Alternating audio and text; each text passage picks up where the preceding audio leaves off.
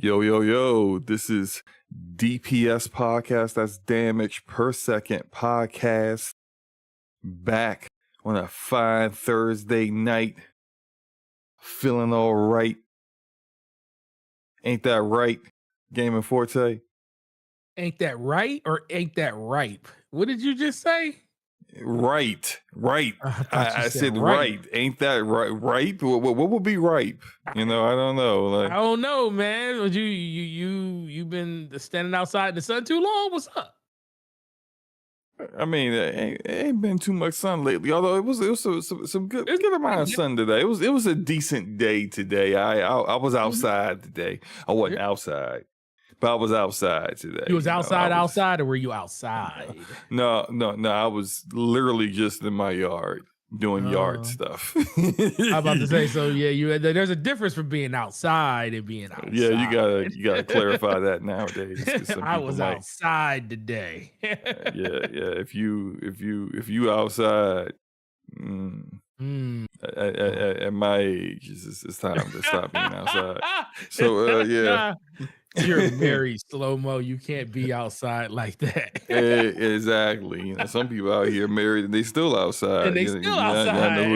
Y'all know who y'all are, and y'all should be ashamed of yourselves. Yeah, outside, bringing other things home. Mm-hmm. And those things don't go away; they just come back periodically. Anyway, so or you're responsible for like 18 years at least. It's a lot of ways you can be outside. Oh yeah. None good though. Right. No means no. What's been going on? Let's get back on track. What's going on with you, bro? You all right? I'm good, man. I'm good. I've been it's been a long week as far as like work goes, but I got to play. I think I probably played more games this week than I've had, and I always play a handful of games every week, but I feel like I play a little bit more than that this week. Yesterday I did the 5th and 6th episodes of Dispatch. Those were awesome. I watched my daughter do it. She can't wait for the last 2 episodes. Oh, I can't wait either, man, because the way episode 6 ended had me like, nah, man. She was in her feelings, bro. Right. And so look, shout out to everybody that's been coming to the stream, because I've been streaming it on PC, but I'm also playing it on my own on PlayStation 5. And so I'm literally doing like, I'm not doing the exact opposite of everything I do on the stream, but I'm like making sure I don't make the same choices, because sometimes you have like 2 or 3 choices, right? So I'm making sure I'm not doing the same choices that I'm doing with my stream, my raw impression of it, of these episodes. That's it. This episode, they got some bugs with the PC version where like in the I hadn't noticed, I haven't had any bugs up until now, but like these 5th or 6th episodes had this issue with hack when you're doing the hacking where it freezes, and that was really, really annoying me, because I was just like, yo, what is happening here? Like excuse me, I literally had to start over. And lost like 16, 17 minutes of my playtime during the stream because the game froze during the hacking. Didn't have that issue on console, on PS5, so I'm pretty sure there's some console guys that's just like, see, you PC guys, see, like, so there's always going to be that. But like, also, I've been way more successful on PlayStation for some reason. Like, my Robert is already at max level as a dispatcher. I have multiple members of the Z team that are at max level. I am nowhere near that on PC. Like, nowhere near it on PC. I may have some players that are like, not some of the team members that are close to max level, but Robert himself as a dispatcher, I'm struggling big time. Like, it's crazy how bad the choices I'm making. And I think the reason why I'm doing better on PlayStation is that I literally do that playthrough. So like, for example, Wednesday around noonish is when the fifth and sixth episode came out. So I streamed it as soon as I could. Work permitted. So maybe around like 1 to 2 p.m. I streamed it. Later on that night, I played it on PlayStation.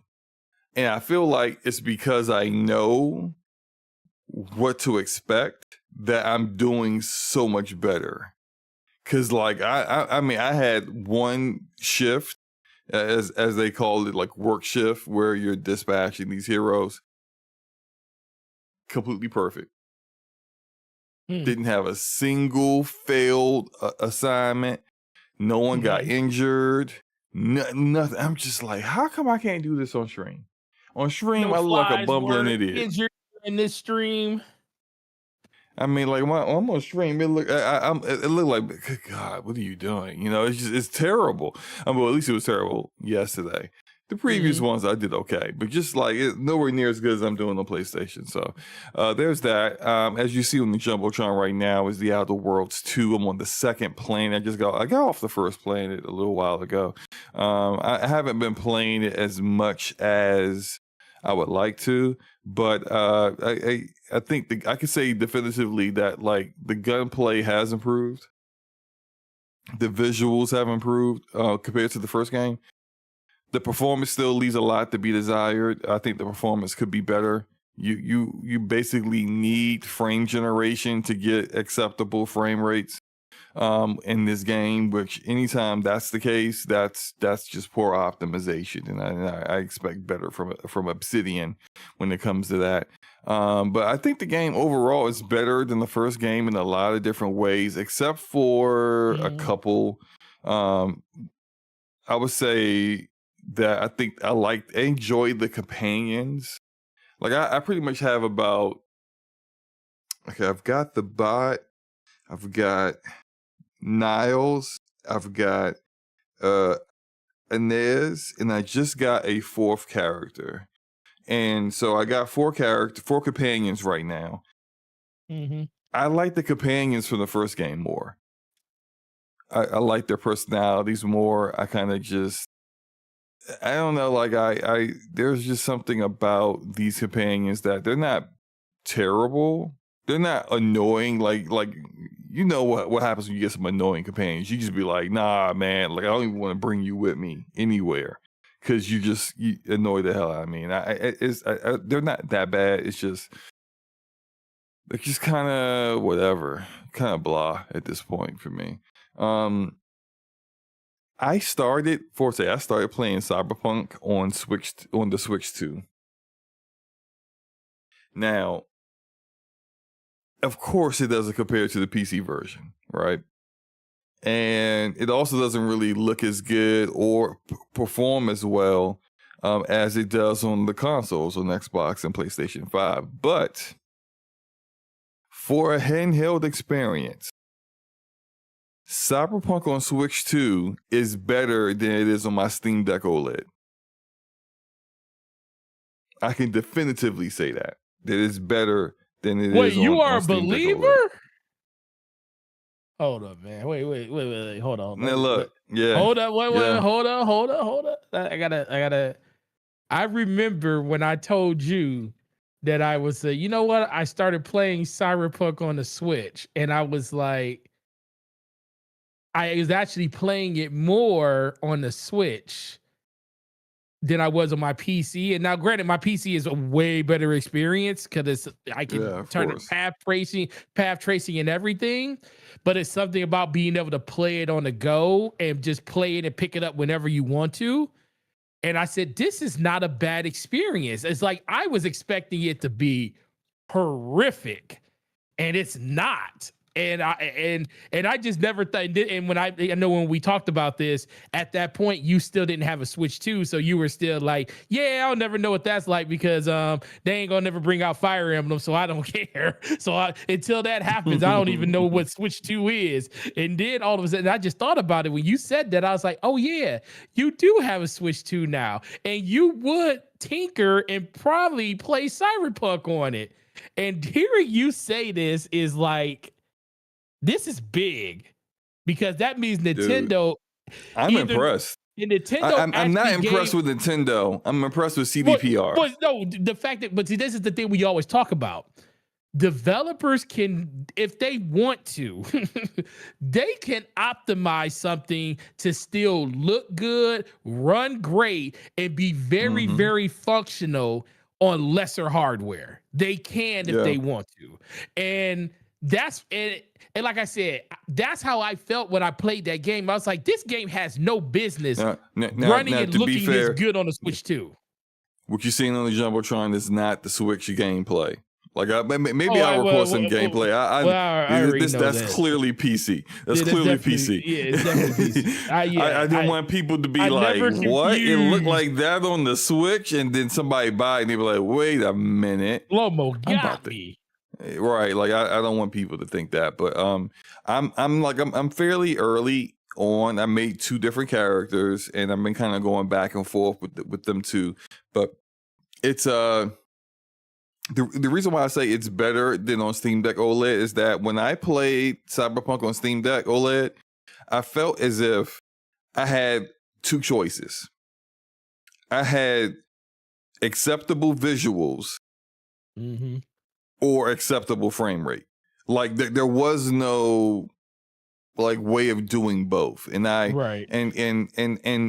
tried it with the Steam Deck profile that they have in there. It's okay. I tried it with, like having a lower TDP to get better performance, but then to try to use Intel's XeSS upscaler with the AMD frame generation to see, and it's visually it's just not sharp on Steam Deck OLED. And maybe that's on me for like maybe I didn't optimize it quite well. I don't really do PC handhelds like that. So maybe there's a PC handheld guru out there that'd be like, nah, SloMo, this is what you need to do to make it really work, to make it look great. But with the Switch 2, one, it's NVIDIA. So, and this is the first game. CDPR is they always are like, whenever NVIDIA got something cooking, they're the first ones, the one that like test it out, showcase it and whatnot. And with the Switch 2 does have upscaling available to it.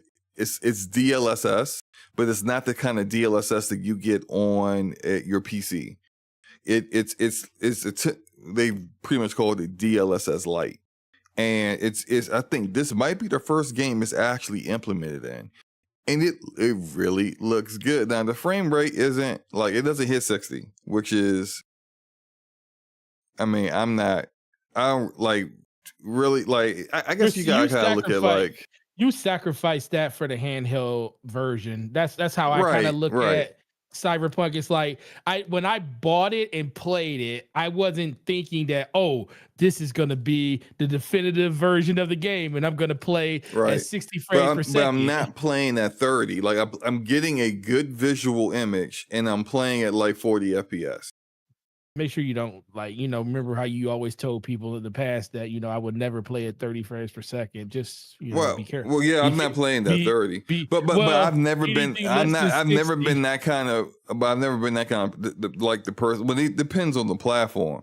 Like I've been playing Fire Emblem 3 Houses on the Switch 1. That thing was sub 30. I know. So I was never like I'll never play at 30, but then you see the games I'm playing, you're like, well, that's definitely not 60. So like I wasn't, I am when it comes to my PC though. Yeah, I'm not playing anything under 60 ever. Like 60 is the bare minimum. And if I'm hitting 60, if I'm only getting 60, I'm getting angry because I feel like it should be more. That's what someone's going out and buying all new parts. Right. No, that's what I'm going to be like until I need another couple years before I need to go upgrade anything at this point. I don't really feel like I need to upgrade anything. That's where I'm it's about optimization, and these developers not optimizing their games, which is, why people are praising Arc Raiders. I haven't played it yet. I will play it. I'll get into that later. But people have been praising the optimization of Arc Raiders and like, oh, well, this is like, why is this a UE5 game? Why is this an Unreal Engine 5 game that's performing so well? And you got like Borderlands 4 and Outer Worlds 2 that are not optimized very well. And it really comes down to the fact that, like, unfortunately, if you're using Epic's tools and not developing your own, you're probably going to have a bad time in optimizing your game, because that's essentially what Embark did with Arc Raiders. It's still Unreal Engine 5, but they're not using the typical things that everyone else is using in Unreal Engine 5. But anyway, got completely off track. I'm enjoying that. I created another build on PC. This isn't quite the one, but another Netrunner build on PC and Cyberpunk. I'm enjoying. It's pretty fun. I just keep going back to Cyberpunk. Whenever I feel like it is. It's like a comfort game at this point. Oh, I get it. You ain't gotta tell me. It's a good game. I tried out the new update with the Simpsons in Fortnite. Oh, how was it? Not bad. It's not bad at all. It's Go actually to the Quickie Mart. Where's all the action at the Quickie Mart? The action's all over the place. Like it's only on the new map, so it's like, well, yeah, like so. The entire map, I'm showing on the Jumbotron now, the entire map, the art style is now The Simpsons. Yep. And you'll see Simpsons characters all over the map. They got, they really, whenever they do a theme for a particular like IP, they go all out. And so it like, even when you're on the bus and you're about to drop, they change the way that you do that, where you see the Simpsons logo, and as the bus flies through the O. Really? Yeah. It's cool. it's pretty. It flies through some part of the letters. Does it But say it's Simpsons? I wasn't even listening. I didn't even have. What was it? Battle Royale. There it is. It Don't says tell Battle me you're Royale. like Shannon Sharp and don't play with the sound on. Sometimes I don't. If I'm like doing a lot of different things all at once, I may be playing something, and then like I think actually I was probably playing this while I was on a conference call, so I definitely couldn't have sound on because I was doing something else. Yeah. Maybe I shouldn't have said that. While he playing video games. But yeah, it's pretty cool. But it's Fortnite, so it's not. If you don't like Fortnite, you're not gonna care that it's Simpson themed and they got all the Simpsons characters that some people probably will. I mean, look, a lot of people play Fortnite, so it's gonna be a lot of people that's checking. A lot of people just want to collect all the skins, and they feel like they're obligated to play the game because of that. That's true. But the last thing for me, I am definitely I'm gonna push up my timetable on playing Arc Raiders. I was gonna play it later on, but I kind of feel like so many people are talking about it. The FOMO's kind of getting to me. I might need to just go ahead and bite the bullet. So yeah, I'll play it, and if I get it this tomorrow or Saturday, I probably will stream it. So look out for that. That stream over the weekend. But yeah, enough about me, Forte. What you been up to, man? Working. And this is the funny thing is, my life has kind of somewhat got back to normal. Saturday was the state championships. My daughter's marching band, school, whatever you want to call it, was number 11 out of 115 bands. Oh wow! In the state championship, so that's pretty good. That was freaking awesome.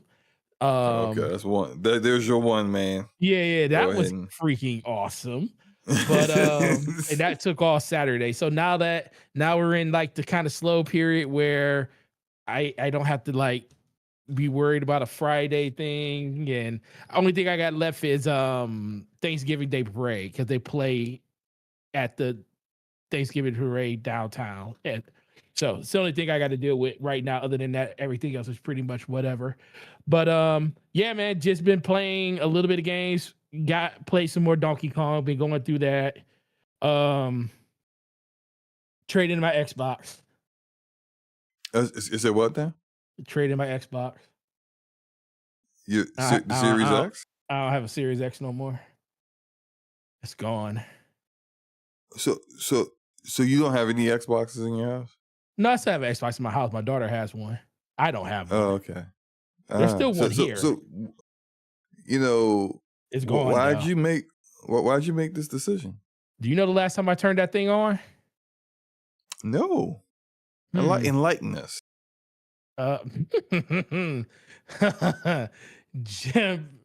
January of this year.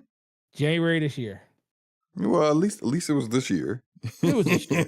It might have been February, probably closer to February, but no, it was. It was just sitting there. I was cleaning off my desk because I was redoing my computer and stuff, and I was looking at it, I was like, why are you still here? And then I went to go turn it on, and I was like, it's not even plugged in, because I forgot that I had disconnected it to move stuff around, and I never plugged it back up. And when I noticed it, I was like, yo, it has not been on. And then that's what made me think, when's the last time I turned it on? And I was like, I haven't turned this on since like February, because I've been playing everything on my PC. And I was like, man, how much is this thing trading in for? And I was like, oh. Huh? Wait, hold on. Wow. Say that? What? Oh, okay. My wife just walked in. She just said, what the F GTA? You know that's the only game she cares about. We'll talk about that. We're going to talk about that, babe. If you want to come down, if you want to say something about it, you are more than welcome to listen. Let me tell you, they was already on her crap list, because she was like, I don't care how good game look. I don't care this. I don't care that. The fact that they made us wait 10 years for this, it better be perfect. If it's not, I'm freaking suing. That's what she said. I'm suing if it ain't perfect. And now that they delayed it, I can only imagine what she thinks now. But we'll get to that in a minute. But no, so I turned it on. I went to look, and I was like, man, I ain't turned this on since like, what's it? And I looked, I said, how much does this thing trade in for? And I was like, oh my God, tariffs. So this thing trades in for almost $400, because tariffs. Oh, really? Yeah, because tariffs raised the price of them. So you get like, I think because buying it is like $600 brand new now. So I got like $440 for it. And I was like, that's $60 less than I paid for the thing brand new. Gone. Gone. And then one of my friends was like, well, you should keep it because you got in on the ground floor. You ain't have to pay the hiked up tariff price. And I said, guess what? I would like $500. I said, I'd like $400, $440 more than I'd like it just sitting on my desk. so I mean, that money could go towards something else that you want. Maybe, go towards a new monitor. A new CPU. Go Oh yeah, there you go. I pay for the CPU altogether. Yeah. Well, depending on the CPU, maybe the majority. No. I'm gonna do a 90. I'm doing a 9830, a 98. The 98. What is it? 800X3D. Yes. Whatever. Yeah, it was 7800. That one is 9800 X3D. That's the one. I think it's $699. Okay, yeah. So the majority of the cost for that, yeah. The majority of the cost for that. But that's why I'm not doing it yet, because I wait till closer to Black Friday. Because usually Micro Center has those little deals where they do the motherboard combo deals, where you get like $150 off of like the motherboard, like the combo together. So I want to see how much that's going to cost, because as soon as I saw that, I was like, you know what? This is a really good opportunity for me to give my daughter this PC I got right now and just build a completely new one. There you go. So that's kind of what I'm thinking, right? So that's kind of part of the thing right there. Now, the funny thing is, the PlayStation, I'm looking at it real funny. Oh man. I'm looking at it real funny, bro. But hold on I'm now, looking at it real. We gonna talk. We gonna get to the play. Think We on gonna this. get. Think We on gonna this real get to. quick. Hold on. Yeah. Go ahead. Go ahead. See, you gave away the Xbox. That was Sure. one avenue to play a particular game. Mm-hmm. GTA 6. You give away your PlayStation. You have no That's way to the play that at only. launch. Well, no, I still have an Xbox in the house, but Okay. I still have one. It's not mine. It's my oldest daughter. Now, how would she feel? Because when I tell you, she plays every day. When she's not working, she's playing that system. So I don't know how she would feel if I told her like, "Hey, Grand Theft Auto's coming out. You might have to give that up for like a week." I don't think it's gonna go over too well. So that's like the only reason the PlayStation did. Because I thought about the same thing, SloMo. And then they proceeded to delay it. And then I was mad. I was like, you know what? I could sell it and just rebuy it closer to the. It probably they might have a bundle by that time. SloMo. Who knows? It's like we'll talk about that. But yeah. But the PlayStation I was really looking at it sideways today. I was like, when's the last time I turned you on? And then I was like, well, at least you're plugged up. You're hooked up to the main TV. And then I remember Peyton asked me about it the other day. She was like, oh, I was playing she was playing A Plague's Tale, Requiem. She's been going through a lot of those games and stuff. And I was like, oh, would you play it on PC? She said, no, I didn't want to buy it. So I just played it on your PlayStation because you had it on there. I was like, oh, you're a smart girl. Because she's been buying it because she bought Dispatch yesterday and did all the episodes. I was like, all 6 of them. Well, she did 4 the day before, and then episode 5 and 6 came out yesterday, and she did those. So I watched that with her. But yeah, man, the Xbox had to go. It was just time. I've been messing around with the reason I kept telling myself, like, why do I still have it? Do I have it because I actually cherish this system, or do I have it just to say, look, I still have an Xbox in my house, or am I going to be a simp and basically, bow down and just say, oh, be like everybody else that know they don't probably play their console anymore just to say I have it? No, I'd rather have money. And I haven't touched it in a while. And I'd rather have money. I'd rather have money because guess what? Microsoft rather have money too. That's why they rather not keep making consoles for people. They'd rather keep some of their R&D dollars and put it off on somebody else like AMD and say, hey, you want to have an Xbox experience? These are the places you can get it at. It ain't by us when it comes to a new console. So I feel in my advanced age, I feel that if Microsoft isn't giving you a reason to own the console, why should you own it? Especially if they gave you an avenue like a beautiful PC, a handheld that plays all the games inside of the ecosystem. Well, not all the games because it's still a PC. They still need to address that whole being an Xbox and having that Xbox experience follow you no matter where you are. And I think they'll finally get there when it comes to the unified UI with Windows 12, when they finally get to that avenue in like 2027, 2028. But that's a long way from now. And like I said, once again, I'd rather have money than a console sitting on my counter doing nothing. That is not going to happen. So, and I thought I would miss it, but I'm looking over here now and I'm like, it's not there. But I still play all the games. Like, I can still play them Xbox Game Pass. I have a PC that does it. I have my laptop. So I'm not missing out on the ecosystem. And there's a question in the chat for you. Arcade wants to know, do you need to be a Power Up Rewards member to get that 400? Yes. Well, you know what? Let me. I am an employee too, so let me see what the actual. So you had all the perks. You had all the extras. Because I get a bonus because I'm an employee. Let me see exactly. I'm about to see exactly how much an Xbox Series X just raw pause trades in for.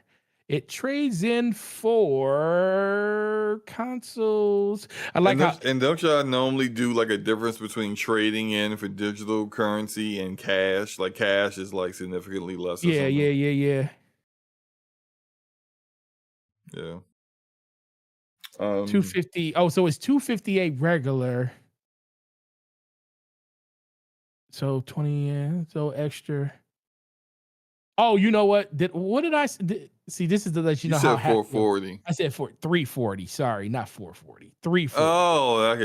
That's definitely 340. a Okay. little different. Okay. I looked. Okay. I listen. 440 would have been even better. No, 340 is what I got for it. But yeah, 340.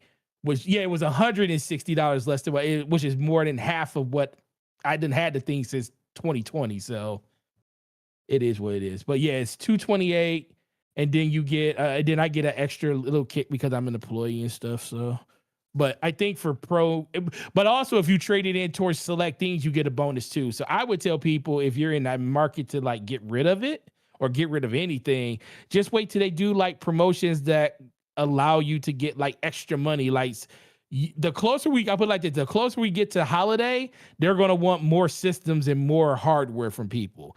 So they're going to be giving people, I wouldn't be surprised, like $25 or $50 extra store credit when you trade your consoles in just natively because they want as much inventory to sell during the holidays. So I would just wait for stuff like that to pop up if you're willing to think about doing them. And outside of that, just wait. But no, man, that's kind of been the cool thing that's been going on with me. And I was watching you play Dispatch. I was watching my daughter play Dispatch. Then I was listening to Crossfire earlier today. I was listening to ILP, and oh boy, the world has been on fire. You got people out here saying they frauds, and people out here complaining about exclusives. And I'm like, yo, exclusives. I thought exclusives were antiquated, but this You know is what? hope. I'm Is glad. this I'm glad you brought that up. whole thing? But Glad go. you But brought what you that got? up. What you got? What you got, Slomo? Let me lead us into like, oh really?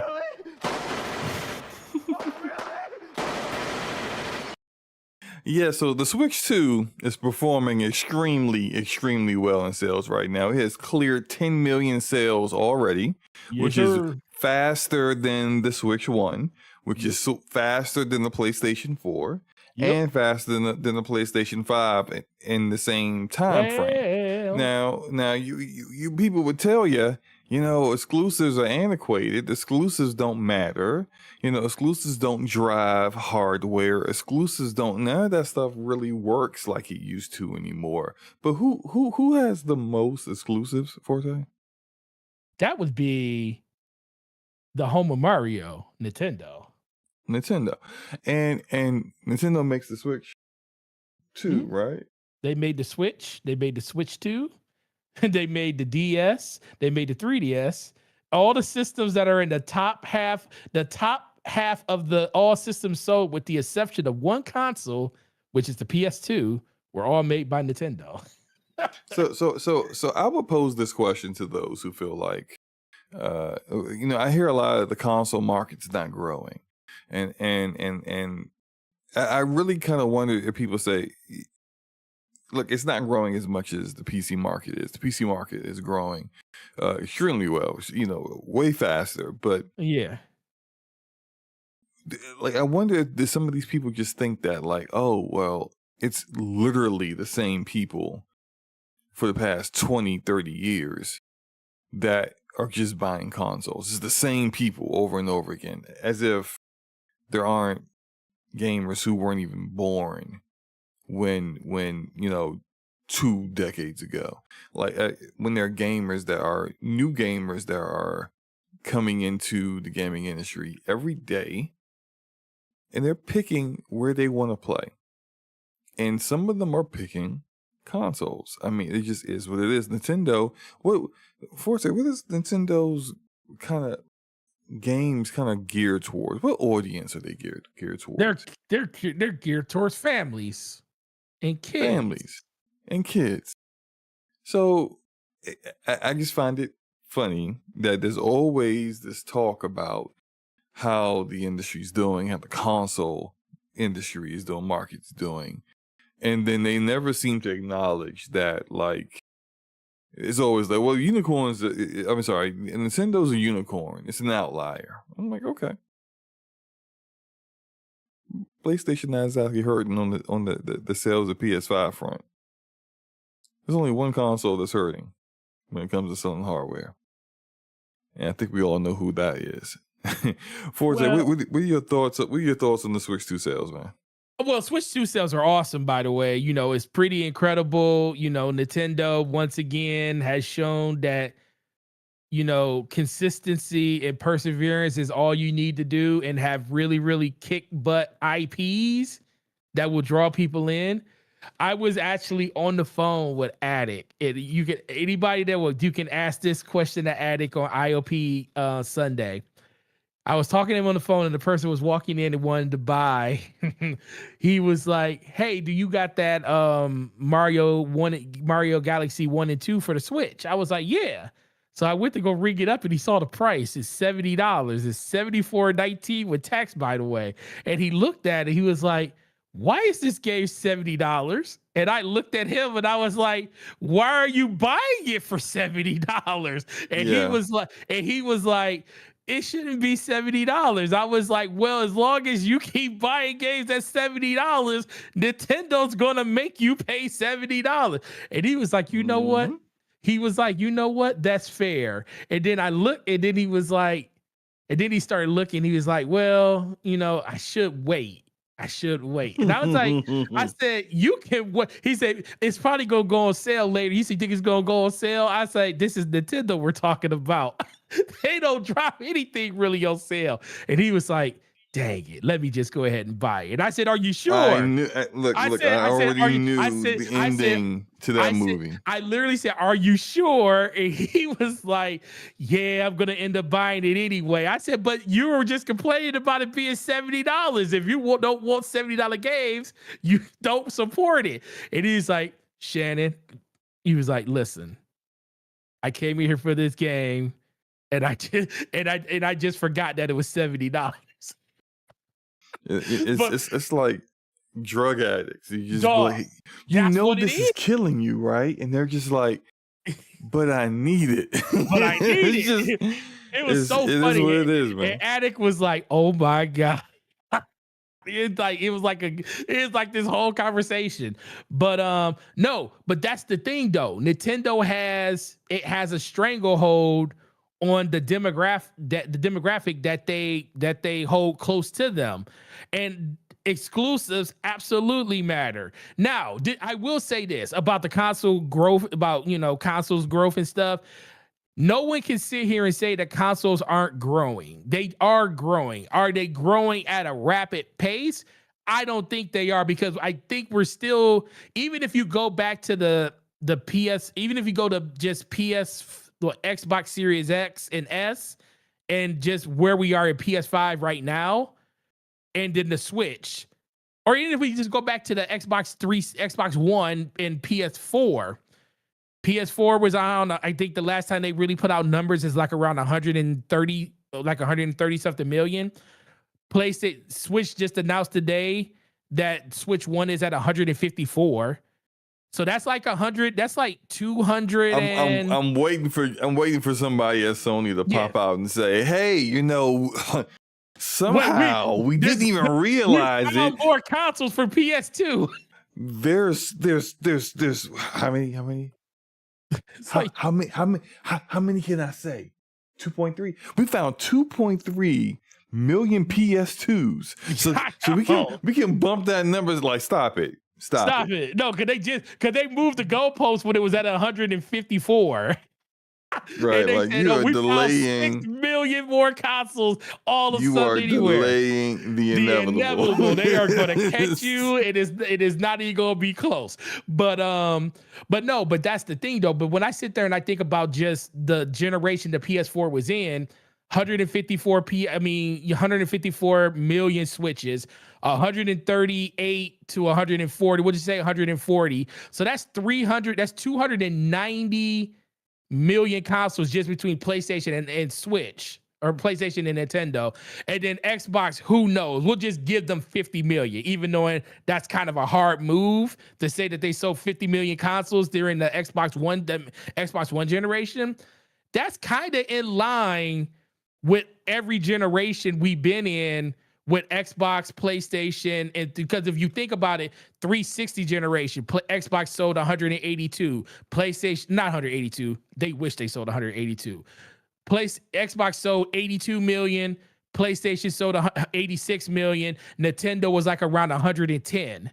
So they were all pedaling within that 10%, 5 to 10% margin in consoles. Now we are well over 340. If you just take Xbox's 50 million and add that to that, you're around 340. So over the course of 5 years, there's definitely been growth.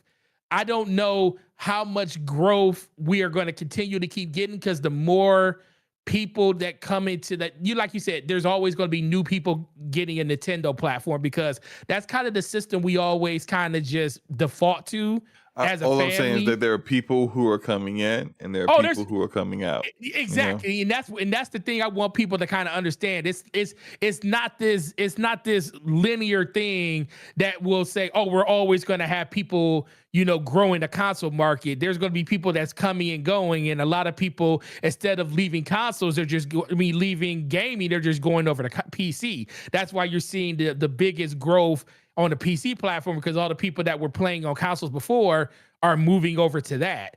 But to think that consoles aren't growing at least 5 to 10% annually is kind of crazy, because there's always people that are buying their first console ever. And that's just kind of how it is. And the reason people do that and the reason they pick them is because of those exclusives. Like, even if this is the thing, even if they're not buying it for Mario Kart or Mario in general, they might be buying them just because, hey, a game like Barbie Dreamland or Disney's Enchanted that's only on the Switch. Now, did they make that game? No. But it's only on their platform. So it's a pseudo exclusive at that point. So that is the type of things, like when you start thinking about all these kid games that are more kid friendly, even if they're not exclusive to that platform, like by them making it, they're exclusive just because they're nowhere else. You don't really see games like that on Xbox or on PlayStation. I mean, to an extent, you'll see them on PC because PC can have everything. But, then you're dealing with the barrier of building a PC, the higher barrier entry when it comes to like putting it together. Are you really going to give a $3,000 PC or even a $1,500 PC to your kid? Now, there are some people that will do that, but most people are just going to be like, my kid only needs like a $300 system. And then that's where the Nintendo comes in at. But to hear that they raised their estimates to 19 million consoles, and remember what I told you earlier this year, SloMo, and that was the number I told you. I told you right when the Switch 2 came out, I said it was rumored that they had 20 million systems available at launch, like 20 million available for this year for them to sell. And they had it projected to be at 15 million, and they raised it to 19.5. So they're literally right on the number of all the systems that they literally put out there at manufacture from day one. And that is pretty crazy to think that they are about to sell more consoles in one business calendar year for them than any other console's ever done. That's like 20% of their entire. Like the Wii U only sold 105 million. That's 20% of that in 1 year. But like you said, pretty impressive. It's very impressive. And guess what, SloMo? You're one of that. You're one of that 19 million. SloMo's one of that 19 million now, y'all. Congratulations. They got him. What do you think about that, though? What do you think about it? I told them, I said, hey, look, I ain't buying your system until you announce a new Fire Emblem. And they said, you know what? Gotcha. You got it, man. Because we want that sale, and we know that you ain't gonna budge. And I didn't. So yeah, anyway, I just think that Nintendo is like they really are in the driver's seat for their own success. There's no kind of like really external influences that are really going to hinder them too dramatically. Like, there's the Right. tariff situation, sure. There's some things that are out of their control, but their decision making process and understanding what their market cares about Yeah. and knowing when to be ruthless Mm-hmm. freaking works, man. Because they Right. know that Right. they know their audience, and they know the audience is going to buy it regardless. So yeah, it's what it is, man. Are you? Go ahead. Let's get into this other one, man. Let's go. GTA 6 has been delayed to November 19th. And if you were paying attention to us back when they first did that delay to May, whatever day it was in May, Mm-hmm. then you know that we have been said, yeah, we don't really think Yeah, that this is going to be really the date. Like we just it just seemed very placeholderish. Mm-hmm. Like we don't want to delay it in an entire year, but we're just kind of put the delay like halfway between when it was supposed to come out and sometime later next year, and that way we can kind of just not get too many people angry. But it's I think Take-Two doesn't really care. This game is going to sell out and make all the money that they have spent on this game for over a decade. It's going to make all that money back in like the first week. So Yep. they know that they got an IP that's bulletproof, literally. And Literally. all right, so we delayed it. Their investors, all their investors care about is that it still comes out within the same fiscal year it's supposed to come out. Their Mm-hmm. fiscal year changes in April, and they had the release set for May, so it was going to be in next year's fiscal year. And the new release date is still within that, November 19th. So I think as far as they're concerned, this was always the game plan from the very start, where the people chose to believe it or not. What are your thoughts on it? Oh, I don't disagree. I think I think it's easy to sit here and say, let's delay the game to a certain date just to not piss everybody off. I was like, oh, it's a half a year delay. And I'm like, and then when we get like 6 or 4 months in, you know what? We need more time. Let's just go ahead and delay it for a whole another 6 months. Or yeah, another 6 months. So basically, I think it was a year delay from the start. But it's a lot easier to say. It's a lot easier to ask for forgiveness the second time, because the first time everybody is like, "Oh, it's a big game. I just want the game to be good. I just want it to be right. I just want them to make sure that there's not really any bugs or anything." So a lot of people are really, really good with the first delay. Now, this is the one where they're asking for forgiveness. They're asking for forgiveness on this one because they're going to say we didn't hit our target. We definitely got a lot more things we want to do on the game. We're a lot more ambitious with the things we're doing. We're just asking you, please understand. Sorry, we got to delay this, but to make sure we give you the best experience possible and the best game possible, we're going to push it into November of 2026. And this is the apology one. Now, the problem comes down if they try to delay it again. I don't think that's going to be the case, because I always thought that Grand Theft Auto was going to come out during the holidays. It's basically, Yeah, I think this is the one. I think this is date. the date. This is the date. This has probably always been the date. But like I said, it's just easy to ask for forgiveness a second time than it's to say, you know what, we're going to delay this by a whole freaking year, and then then it's going to be like, well, what was wrong with the game? What takes a year for you to fix? Versus if you do it in stages, a lot of people are kind of more understanding of the first delay, and then they're saying, well, okay, the second delay, okay, this game better come out this time. And I think that's the case. It's going to come out. So a lot of people are going to be upset about it. But I also think you really can't be upset about something that you really haven't really seen. You saw a couple of in-game things. They showed you the one big trailer where they're dancing in the streets and dancing on corners and dancing on top of cars. You got a little bit of story exposition and stuff. But for the most part, the scale that this game's going to be at, you're not going to care. I just think at this point, everybody just wants it to come out.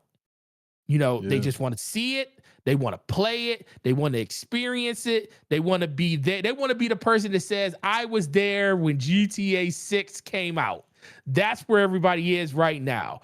And like you just said, Take-Two knows that unfortunately, this game initially will sell like crazy, like no matter what. This game could be busted out the gate. No one will know until everybody already has it, because this game is going to break pretty much every record on day one. Day one, I wouldn't be surprised if it sells 30 million copies. Day one, maybe more, wouldn't be surprised, but they're going to make all their money back just in day one sales. And if the game is terrible, they're still going to laugh their way to the bank, because all they'll do is say they're going to fix some of the issues, they're going to patch things, they're going to do this, they're going to do that, and then it's going to be a better experience later on. But guess what? They already got everybody's money. But ultimately, I think this is the last delay, and I do think that this GTA is going to be, it's going to be something to remember. And I'm not even a huge GTA fan, and I'm really excited to play it, because I want to see what a new generation version of GTA is. Not just look. Because I've seen good looking games. I mean, we just talked about how Cyberpunk is playing on a Switch too. So I seen a good looking game before. Now I want to see the gameplay, the narrative, the story building, all that stuff tied in, which with Hauser being gone and the story kind of being done in a different direction, told by a different person, I'm more interested to see what they do around that than anything else. But I just think the game's too big to fail at this point. And as much as people are upset about it, like my wife was just upset about it, she'll get over it. And guess what? That's what they know. They know everybody else go get over it too. Mm-hmm. Yep, that's how I look at it. Well, speaking of things that people need to get over, here we go. Let's talk about Battlefield 6. Really? Oh, yeah, they definitely need to get over this. Battlefield 6 players on PC, particularly the mouse and keyboard players, these bums, yes, I call them bums, these bums have decided that they were going to edit game files to turn off matchmaking against players who are using a controller. This is because they claim aim assist is too strong, despite the fact that EA and DICE nerfed aim assist after the beta and before the launch of the game. They did nerf it into the ground. Let me just say this. I feel like it's a running theme that I have to say this every week. If you're complaining about other players' input, what they're using to control their avatar, their character in a game, you're complaining about that because you're losing. It's because you're losing. I mean, like, that's all it really is. You are on Respawn, and you're seeing the name of the person that killed you, and you're seeing their input, and you're upset about it. You're upset about it. So instead of getting good, instead of looking in the mirror and say, am I the problem? Is it me? Instead of doing that, you decide, you know what? It's these daggone controllers. It's this aim assist.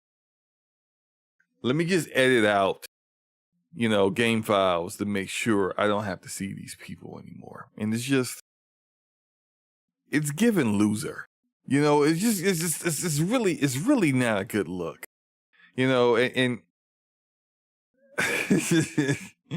I'm just tired of whiners in multiplayer because they're so bad. They're just bad at the game, and they don't know how to accept it. So, it's what it is. Forte, what are your thoughts on that, man?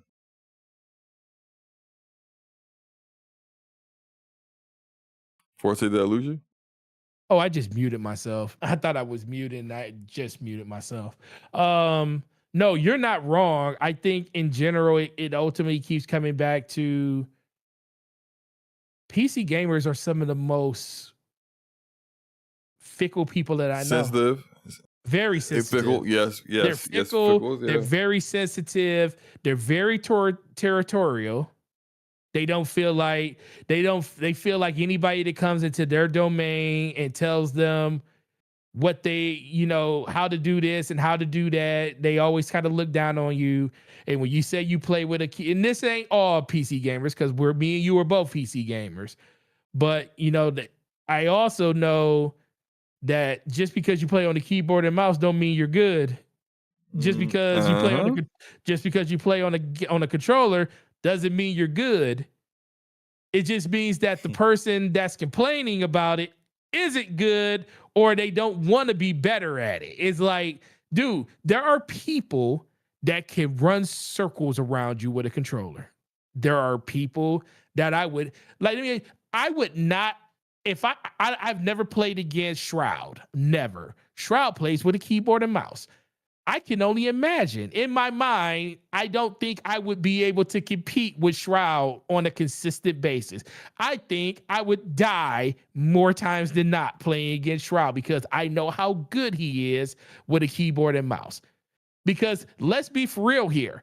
A person that knows how to use a keyboard and mouse flawlessly will beat a person with a controller every single time. And that is coming from a person that plays with a controller on PC. But guess what? There are more people out there that suck with a keyboard and mouse than there are people like Shroud. The Shroud is the top 0.1 of 0.01% of people that's on PC that you're going to run into on a day-to-day basis that's playing keyboard and mouse. There are more people that have the same skill as you with a controller as they do with a keyboard and mouse. That is factual, because there's just a big variance when it comes to that. But when I see people complaining about it, it really comes back to, it's just like when I see people complaining about turning crossplay off. Like, why?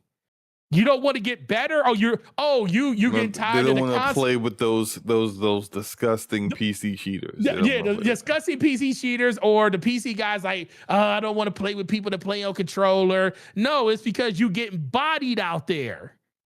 And you don't, and the thing is, I guarantee you probably get bodied against people on the same input that you use. So it's just another reason. It's like I always talk about excuses. It's like people conjure up these excuses to make them feel better about where they stand and the thing that they love doing. Oh, I love Battlefield. I don't want to stop playing Battlefield, but I'm tired of all these cheaters or all of these people running around with aimbot on their freaking controllers. Where was you saying that during 2042 when you probably dropped a 50 bomb on somebody? I guarantee you, as a gamer, I dropped games where I had 80 plus, 90 plus kills in a game in Battlefield. And guess what? I guarantee there was a good percentage of the people in that lobby probably had keyboard and mouse. Does that mean that those people suck? No, it just means I had a really good game. I had a really good plan. My aim was on point that game. And I probably won a couple of fights that was like very, very close, because we all know this. 90% of the time when you get into a gunfight, the person that leaves the gunfight like still alive is wounded like crazy. And you got to sit back and heal up before you go into the next fight. And you're hoping somebody don't come around a corner and clean you up, because you were that close to dying from the last person, but you were just good enough to beat that person before. And that is literally what shooters are. It ain't got nothing to do with the input. Now, if you're using cheating devices like Corona Zens, which shout out to EA and DICE and Battlefield for banning all those fools using that. When people walk into my store and ask for that, say, oh, do you got Corona Zen? Nah, man, GameStop sells that on the website. One of my associates literally asked the dude, was like, bro, why you want to cheat in games? I was like, bro, why you say? And then he was like, honestly, Oh why? no, it's No, not cheating. no, I he just like literally, I he just like literally to asked play. him. No, because this is the excuse I've heard for people. I just like to play on PlayStation with an Xbox controller. No, bro, you just want to Okay. cheat. And he was like, Yeah. he said, bro, why you want to cheat in games? And I said, oh no, here we go. And the guy was like, he said, man, but the dude, and to his credit, the dude was super honest. He was like, bro, because I run into so many people that I feel are cheating. Why let them just do it and not do it back to them? And I was like, you know what? I got respect for you because you didn't come in here and try to make up an excuse for it. He was legit. He was like, because it happens to me all the time. And I get it. But ultimately, it comes back to changing your config files to try to circumvent a gameplay feature that is there to allow more people to enjoy the game just because you're not good enough to compete is cowardice, literally.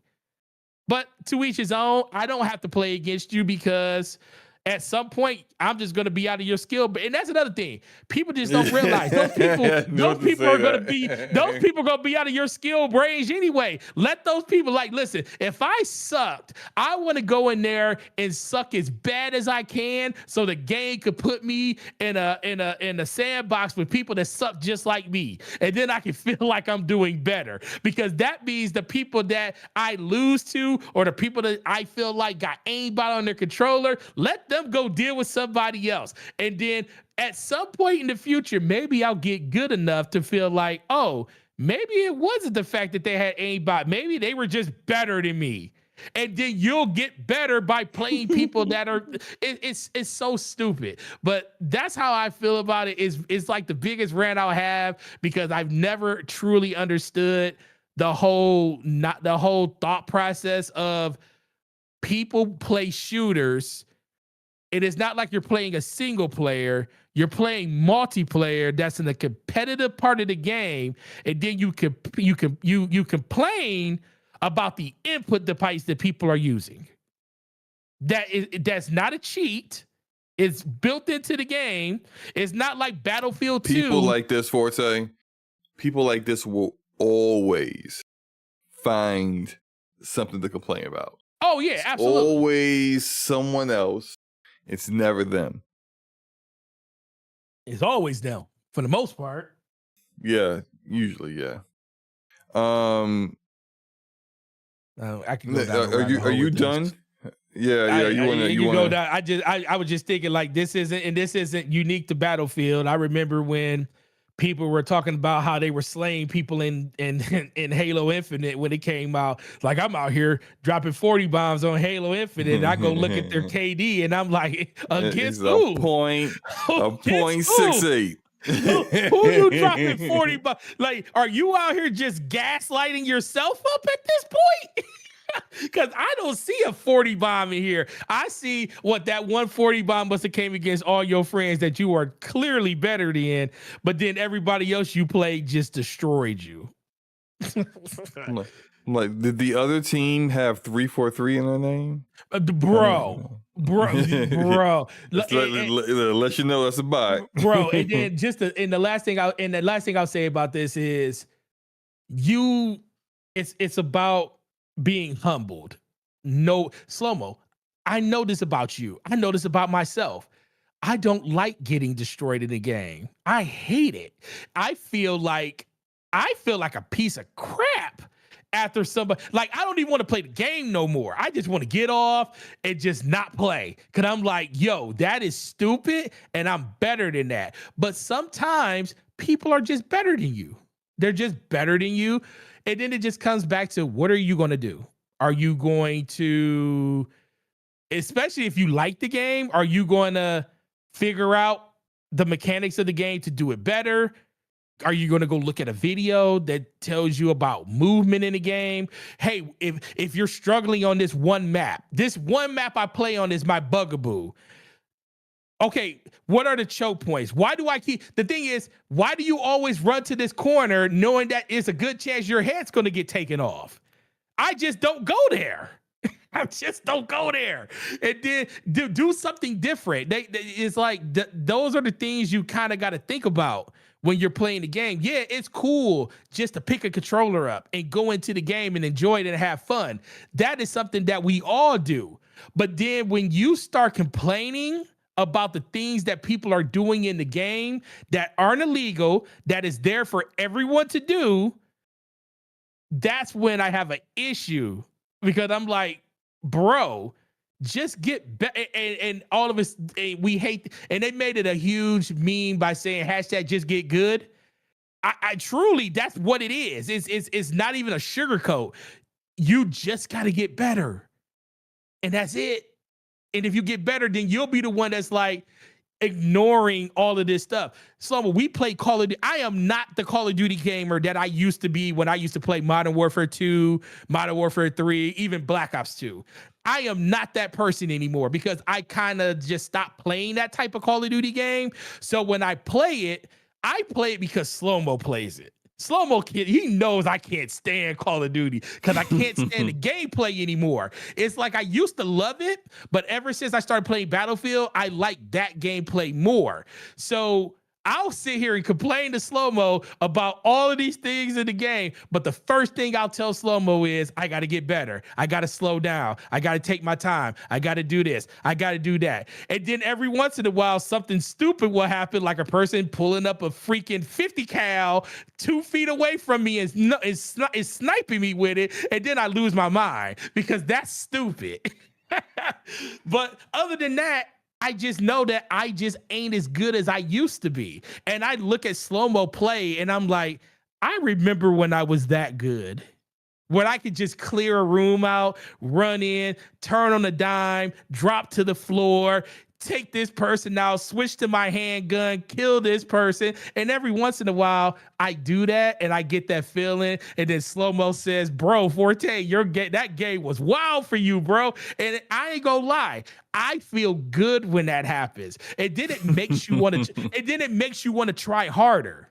And then it makes you want to be better. But then the thing is, if you're not consistently doing that, all you're doing is repeating past mistakes without like learning from those mistakes.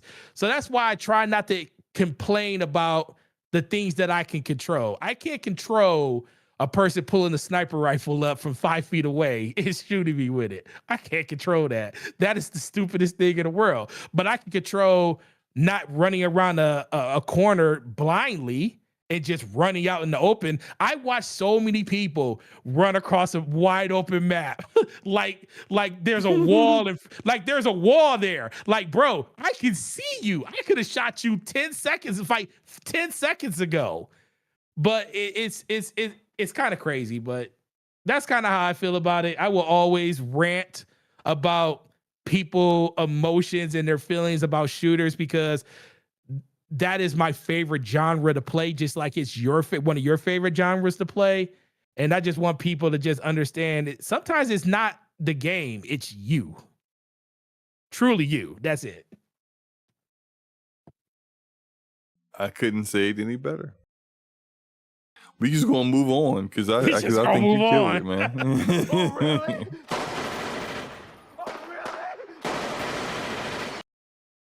According to the Video Game Chronicles, Square Enix says they want AI to be doing 70% of its Q&A, which is their game, their testing of the game, their bug fixing kind of part, and debugging. When debugging, you're talking about like your code of the game. This is a software thing. Before by the end of 2027. Yeah, so look, this is going to sound bad coming from the people hearing this who are developers aren't going to like what I'm about to say. Uh-oh. But Square Enix doing this might turn out really good for their games. They're not putting AI in roles or using AI for creative things, like, you know, a character's hair or writing the story or you know, whatever, right? They're using it to fix bugs because you know, a program is going to find and locate issues with the game that make it not playable or delay the launch of a game. They're going to find that far faster than humans will. And so if you're going to use AI, use it in that capacity. I don't want to see AI trying to create characters and stories and stuff. It's just, anytime I've seen that, anytime I've seen examples of that, it has not turned out well. Copying what a creative person has done, yes, I've seen that done extremely well, but just generating its own content, no, not at all. So although it sucks for if you're a QA tester, you know, it looks like you need to go get yourself promoted into a different kind of role quickly because Square Enix isn't the only one doing this kind of stuff. Facts. So, what are your thoughts on Square Enix and AI? I mean, 70%, I mean, it makes sense. That's kind of where the industry is going at this point. They want to, this is all cost saving. It's all about, you know, getting the most out of a product that you can. And that's not just by selling it, but it's also about, you know, how much money we can save and just getting the game to market. And we all know that, you know, Q&A is one of the biggest things outside of just the development of the game, because you got people coming in to like play test the game, quality, and make sure that everything is good in it. You're spending man hours of your development staff going in testing stuff in the game, which takes them away from things like either other projects you're working on or things that they could be doing inside the game to make other things better. So that's a huge expenditure that they have. And I get it, but I also caution them because I start looking at games like, you know, I started looking at one of my favorite games, Destiny and Bungie. That game, outside of it being long in the tooth with the coming up on the 10-year cycle, finishing the fight with the Witness and, you know, the final shape, which is all I really wanted to do. And once that was over, I was done. But that game started declining way earlier than that, because guess what? Part of their first set of layoffs was the Q&A team. And we started seeing things that normally wouldn't make it into the final game when it came to bugs and glitches, armor pieces they had to lock out when the DLC first came out, that people paid all this money to get that piece of armor, being locked out for like certain events and not being able to use them in the raid on day one when it was a pivotal piece of people's gear. You know, all of that stuff was part of them eliminating pretty much the QA team. And not to say that the QA team always got it right and they caught everything, but it's still a vital part of the overall development of a game. And then especially in the type of games that they like to make, you know, when we're talking about turn-based or fast action-based like Final Fantasy truly is, you know, we kind of get it, you know, we're not putting games out there in mass like we used to play test it in a big server like, you know, we used to all the time. Like this, Square doesn't have games like Battlefield or Call of Duty where it really requires that. Most of the stuff that they have is more subtle, more nuanced to the single player experience. But I understand it. I don't agree with it, because all it's going to do is just make games not worse, but just make them not as good as they could have been when they released. And I would be the first one that would tell you, I hope that's not the case. I would hope that a lot of these developers and these publishers just take the time to like spend more. If you're not going to have QA or you're going to decrease it by 70%, at least spend more time in crafting the experience of the game to make the game as flawless as you possibly can before you brought it to market. But part of me feels also that by you saying that you want to eliminate 70% of that, that just means you're not going to add that 70% somewhere else. Where's that 70% going to go when it comes to like usable revenue? To their pocket. It's going to go to the shareholders.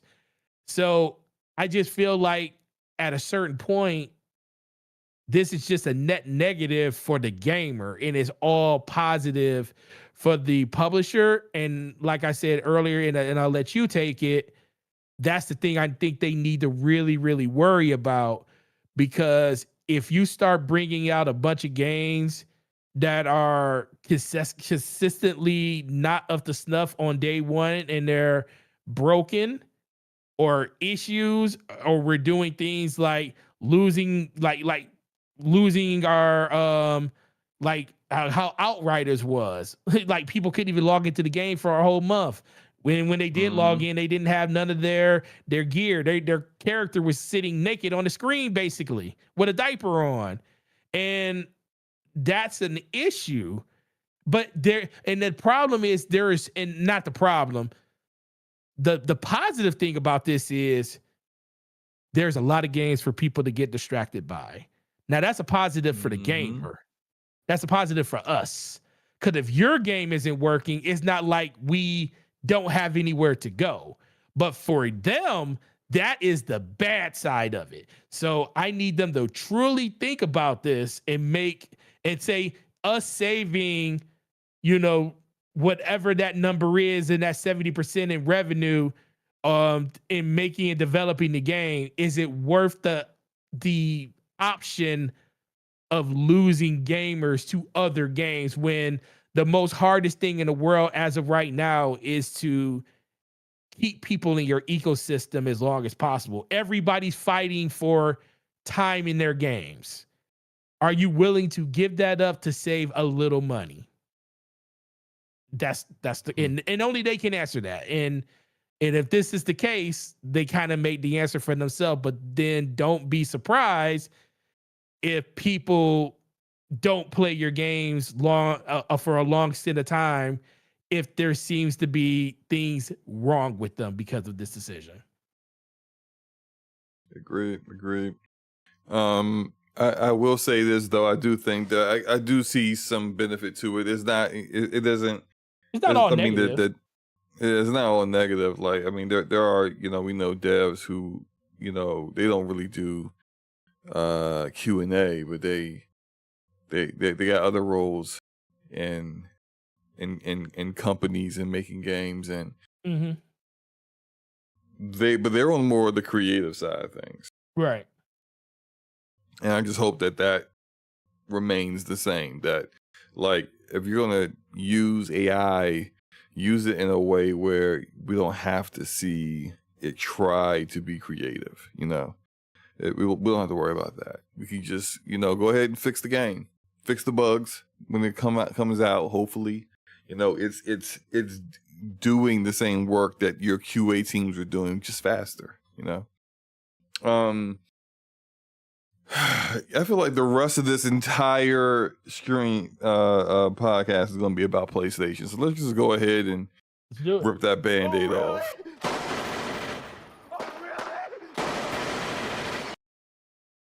PlayStation seems to be engaging in what is being called dynamic pricing on the PlayStation Store. Dynamic pricing is where, a game is essentially a game is one price for me and another price for you. And it's using a calculated algorithm to determine these things. But it's also is using the type of games that you play. It's using how long you play those games, how much time do you spend in those games. And looking at all that is then, if you got something that's on your wish list, it's going to give you a discount. to try to entice you to go ahead and buy it versus whatever the full price of that game is.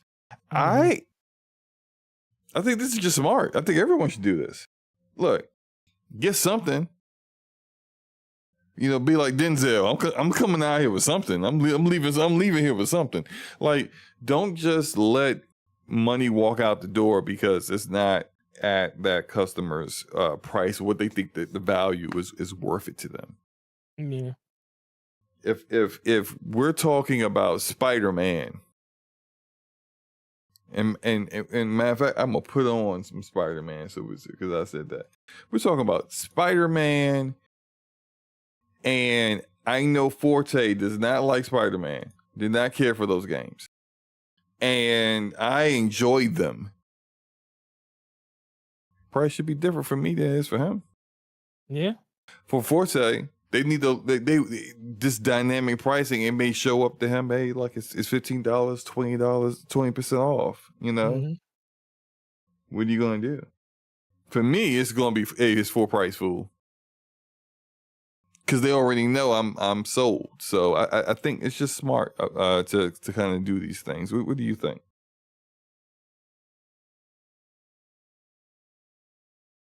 Forte? Yeah. Did you hear me? No, you broke up for a second. What did you say at the very end? What do you think about PlayStation using dynamic pricing for games? Yeah, for different people and different.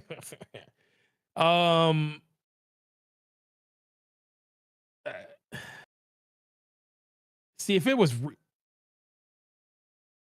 Do you think it's not fair to the person who is all in on the game? No, it's definitely not fair. They had to pay $70, but you had to pay $50 because you typically don't play these kind of games. No, and therefore they just determined. Like, I don't have a problem with. This is what we need to do to get you in.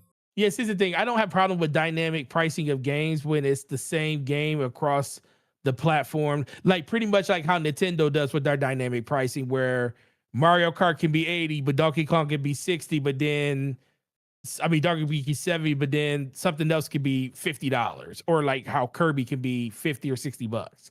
I don't have a problem with that because that's the same price uniformly across all the platform. It's just game by game. They can have a different keep price. Going. I'll be right back. Keep going. I'm listening. Go ahead. Yeah, I don't have a problem with that. But when you're telling people that just because you want to entice somebody to jump into the ecosystem to play the game because they may not enjoy games like that, or they may never play games like that, but you're saying, oh, I'll give you a $20 discount on this game because we want you to try it out, versus the same people that bought the game day one. Now there is a misconception to this.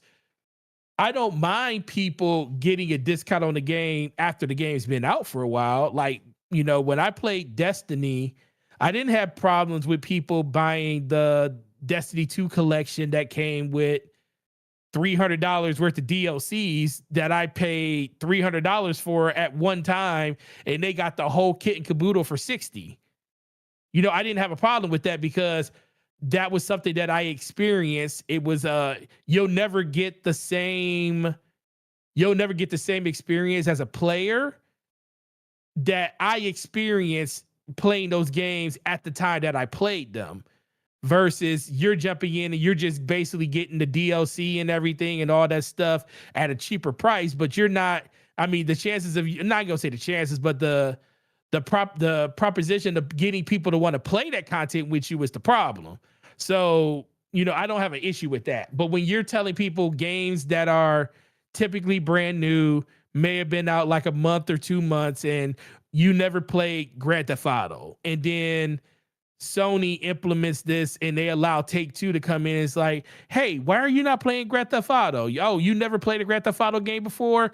Oh, you know what? This game is normally $79.99 or $69.99. We're going to let you, buy it today for $59.99. You get a $10 discount. Not for any reason, just for the fact that they want to entice you to play the game. Now, that's great for the person that is being the recipient of that, but that sucks for everybody else that supported the game day one and, was able to basically give the developers the one up on, you know, the game that they put out initially. You know, that I do not agree with, but I understand what they're trying to do. They're trying to entice more monthly active users, more MAUs when it comes to people playing the games. It's another way of getting people to try out new games that they never played before. I mean, that's pretty much what Game Pass is. It's a way, it's a funnel for you to play games that you normally wouldn't play for a cheap, low price. I also think, why don't you just make betas or demos become a thing again on a more massive scale? Because that is how you entice people to get into the game. You know, I remember when demos for Final Fantasy VII back in in 1997, and you went out and you bought you went out and bought the Edge magazine or whichever, the PlayStation magazine, and you got like a demo of, you know, Final Fantasy VII, and you play. But see, this is why the first part of it. I feel what you're saying. And as consumers, that would be awesome. Just give me a demo, and I can determine whether I want to buy it or not. You know, whether I want to spend the money that maybe potentially before I play the demo, I would have said the full price of this game isn't worth it to me. Right. That's exactly. it. From the perspective of the publisher or the developer that's selling you the game, they're like, we don't care. If you feel somewhat like that you're going to buy the game and come to find out later on you didn't quite like it that much, most people just chalk it up as they take it as an L. And they don't refund the game. They don't say they want their money back. They just own it, and the developer is like, great. They understand that some people are going to not like their games and some people are going to enjoy them. That's true. But That's true. In order for you to be able to play it, you need to give me something. Right. I'm coming out here with something. You're going to have to pay me, you know, maybe 20% off from someone else. But, you know, if you felt like that's what your level of interest is and we agree to it, cool. Yeah. I just don't see a problem with it because I feel like as long as it's implemented well, right? If it's just the algorithm isn't quite there and it's just giving people discounts willy-nilly, then I'm like, yeah, you gotta rein that in. But yeah, I mean, I don't inherently have a problem with it. The only problem I have is, like I said, if it was something that's been out for a while and you want to entice people to get it at a cheaper price outside of what the normal discount is, where everybody can get it for a cheaper price, I'm fine with that. But I just don't like if it's a game just because, oh, you never played this type of game before, or you never played Battlefield before, and it's like, we're going to give you a special coupon that entices you to pick up Battlefield for $59.99 instead of $69.99. I don't agree with that, because the ones that are going to support you the most are the people that bought your game day one with no question. You know, you didn't give that type of discount to those people. Now, if you're talking about 3-4 months from now, you know, and we all know a game's tail is basically the first 30 to 60 days. You know, first 30 to 60 days, you're going to see the majority of your sales, and then you'll get another bump around holidays and stuff. And then if you happen to be in the game of the year conversation, you'll get another big bump from that. But that's usually the bumps you'll get from your game coming out, especially if you're a third party. First party, you'll probably get a second bump if you ever release your game on PC. That's what PlayStation does. When they release their games on PC, they get that extra bump that they normally wouldn't get outside of the 60-day or the game of the year conversation when it comes to their games and stuff. If they were to do something like that, I have no problem.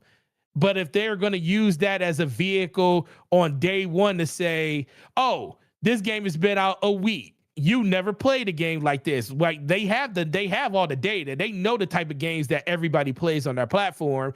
And if they want to curate you a coupon that's going to give you a discount on that game, I'm not going to say I have a problem with it because, you know, do what you do. And I'm never going to hate on people that saves money just because they can. But I just feel like that's kind of a smack in the face to the people that paid full price for your game day one. You know, it should just be more of a, it could probably be a coupon that you, instead of it just being off that game, if they want to like credit somebody $10 and say, hey, you know, we see that you haven't, these are the type of games you want to play. Here's a $10 credit to go towards a game in your PlayStation store off the next purchase you want to make. Let the customer make the decision on the game that they're doing. But then that's not really helping the developer that's trying to like get more people in their game. So I agree with you. I do think it's a good idea. I just think that once again, it's about being not respectful, but being more courteous to the people that bought your game. But then again, I got to remember these are corporations that already got your money at this point, and they could care less about you because you're just a dollar sign to them. And sometimes I do forget that, and that kind of goes against my argument when it comes to everything you just said, because they really don't care. They really don't care. Yeah, they don't care. They just want more money, yeah, and more sales for their games. And if selling, like having two different prices, having the standard full price of whatever the official price of the game is, and then having for the kind of gamer that doesn't typically play these demographics, a different price that's $10-15 off. I really I don't think it's that big a deal, because I just kind of feel like if you didn't do that, then you would have got zero off that person. So this is just like, it's just good for business, I think. But we'll see how it gets further implemented in the future. I just kind of, and it's something that like Sony hasn't officially spoken on. It's just what people have noticed with very with screenshots essentially showing that's exactly what's happening. And apparently this is some of this started last year too. So I don't know if it's a holiday thing or if it's a specific region thing, but I think I don't really have a problem with that. I know some people may feel differently. That's fine. The other thing with PlayStation is the PS Portal, man. PS Portal officially has cloud streaming now. It's out of beta. Of course, you only have to have the PS Plus Premium membership tier in order to access this. But players with that tier can now stream select digital PS5 games from their own library. So it's essentially kind of look at it like GeForce Now, where you have all these storefronts, but like the games that are available to you are the games that you already bought on those other storefronts, and they just got them imported into GeForce Now.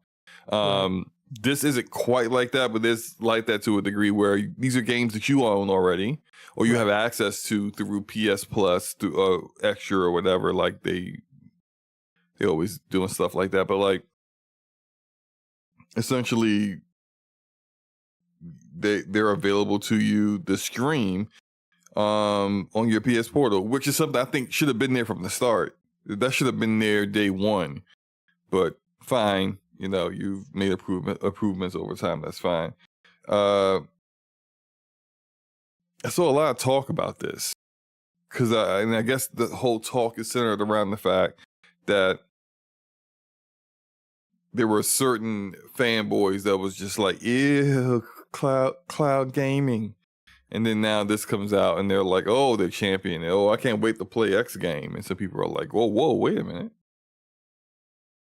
Seems a little odd that your stance has changed. But what are your thoughts on the whole thing, man? You know, do I really care? I don't know. Do you care? Do you own a PS Portal? No. Do I care? No. No. I will say this. This is great. I know this is something. I thought this was already implemented when you had the PlayStation Premium.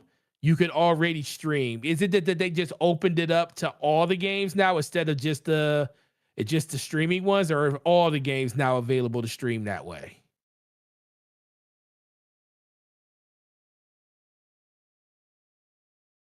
Yeah, Slow. but yeah. You No, hear I'm me? saying, did they open it up for every game to be streamed now? Because I thought it was only the games Mm-mm. that were streamable. Because not every game was streamable before. Did they are they opening it up for every game on No, PlayStation it's Premium to not. be It's not. streamed? It's not your entire library. It's just Okay, select digital games just select digital that. game. That's what I thought. Yeah. So this must they I thought they already that's when I saw this. I was like, this isn't new. They already talked about, or maybe that was a rumor that It I was just in beta. assumed. It was in Oh, beta. that's what it was in before. beta. That's right. So they're rolling I it said out. all this. Why? I said all this when I started the topic. You just weren't listening. No, I was listening. Just to let you know. No, you weren't. Because why are you asking the same questions, huh? Because I was confused. Shut up, Saloma. Leave me alone. No, I mean, a portal. I mean, for the people that want it, yeah.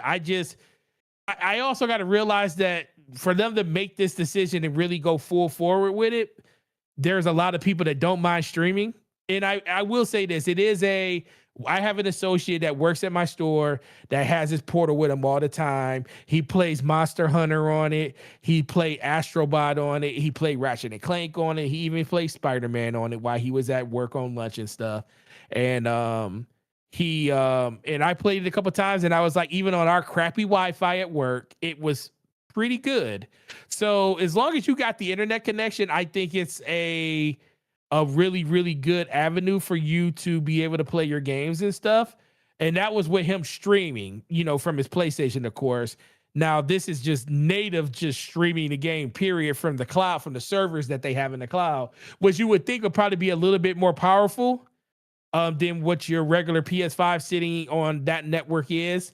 They have these cloud servers sitting on huge data networks and everything. So a lot better bandwidth and everything being pumped out. Because they have a lot more users using it versus just you using your network at home to send your game to your console or whatever network you are there. So I think it's going to be good for the people that really, really want it. I just don't care because I am still a huge fan of natively playing my games where I'm at. But I won't say that it's a horrible thing because I did get a chance to experience and play it.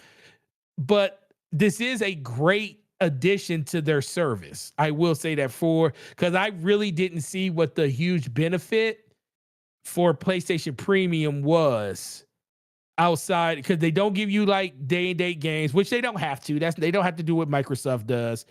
Their games don't show up in there fast enough for me to feel like that's a huge benefit. The demos, if it was like more like we were talking about the last topic with demos and stuff, if every game was a demo that was inside, you had access to every game as a demo inside of that service that was available for it, I think that would be a good well, you do have access. You have access to the games that you own. You also have access to the games that you already have access with through PS Plus. So like, let's say there was Hogwarts Legacy was available if you have a PS Plus what's the ground Essentials subscription. Yeah. So say anyone with PS Plus has access to that game. Now, because you have access to that game, and let's say you have premium, when you log into it on your PS Portal, you'll be able to play. So you can play theoretically the games. Hogwarts Legacy. So all the games that you physically own on your system, you can play. It's just not every game's available that you don't own. No, man. Explain it again. It is select games that you own that are in your library, period. Right. So not everything. Just saying if you happen to own Hogwarts Legacy, you will be able to stream that if you owned it. Yeah, I just use that one as an example. You just use that as an example. Okay, got you. Okay. Yeah, it's not just like PlayStation first party games. There are third party games are in it as well, but it's not your entire library. Like if you own 400 games and that you have access to play on PS5, you can't play all 500 of those games on PS Portal. And I think they said that there's 1,000 games that are available through it right now, from what I saw. But who knows how much of that 1,000 is what you have in your library, you know? So, and plus you gotta have premium in order to get access to this. So, yeah, part of me kind of wants to get a PlayStation Portal because I have premium just to experience it, but I don't know. I don't think it's something. Yeah, you gotta have. I would say this about the Portal because I own one. Oh, you actually the own Portal. one? Yeah, I actually own one. Yeah, I use it. I've been using it a little bit more frequently recently. I only have I used to have PS Plus Premium, but I downgraded when they got stupid with the pricing. So I have I remember that. just essential. So I can't do the cloud streaming, but just like for the device itself, I mean, it's not as versatile as a PC handheld or even a Nintendo Switch, right? But it's not really trying to be. That's not what it was designed to do. It is, I would say, probably for a handheld device is the most comfortable that I've used, and it's because it's essentially the DualSense controller. It's a controller with a screen in the middle, and because the controller is very good with its ergonomics, that makes the PS Portal also very good with that as well. A lot of the issues that I have with handhelds in general, and almost all of them, is that I have big hands, and unfortunately, like long play sessions with a handheld always ends up with my hands cramping, and just not fun. You know, over time it just becomes not fun. And right. I've never had that issue with the Portal, because it's, if the size of it you're holding is like you're holding a DualSense controller, which is I think part of the reason why you saw Microsoft put those love handles on the Xbox Ally, because it's about comfort, and it's about and if you're gonna be using a device, and you they spend a lot of money on the battery to make sure the battery lasts a long time. But you know, why does that matter? People can't play it for longer than 30 minutes without having issues and wanting to turn it off. So I think it's good with that. The screen is a nice size screen. Not the quality of the screen isn't the best, but it's a nice size screen, and it does fairly good, you know, internally in my home network of streaming the game from the console. Have never streamed it from outside the house like that, so I couldn't speak to that. But earlier today, wait, was it today? No, it was yesterday. Yesterday I played, because I remember I was telling you I was playing Dispatch on PlayStation as well as on PC. Episode 5 I played through the Portal, and that was the time that like I had the shift where I didn't have any mistakes. There was no failures, no mission failures. None of the team got injured. Did all that on the PS Portal. So I feel like it has its benefits there. And as they try to open up more features to it to make it more attractive, and you know, right now I think with this cloud streaming aspect added, it is definitely worth the $200 at this point. But forcing people into premium in order to get access to that, that's the other thing that I quite don't really care for.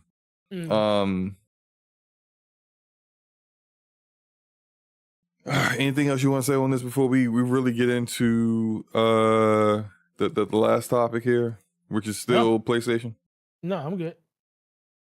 Alrighty. So PlayStation, this has been tested and revealed, but it looks like Sony may be testing the waters with PS5 and PC cross-buy compatibility. And the reason why this is the case is because some people on Reddit, as well as other social media platforms, began to notice some symbols that, I don't know how they data mined this, but these symbols that were available to be seen, and some of them are talk about like cross buy, a symbol for cross buy. So when I say a symbol, like when you see something that says like, hey, this game has multiplayer in it, or this game is a single player game, or this game requires an online subscription to play, that kind of thing.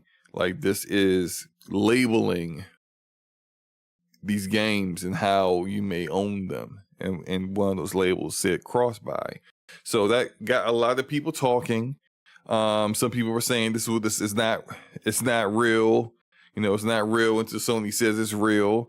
But then a reliable media source, Dia Labs, the French gaming source, confirmed that the symbols are authentic and do exist.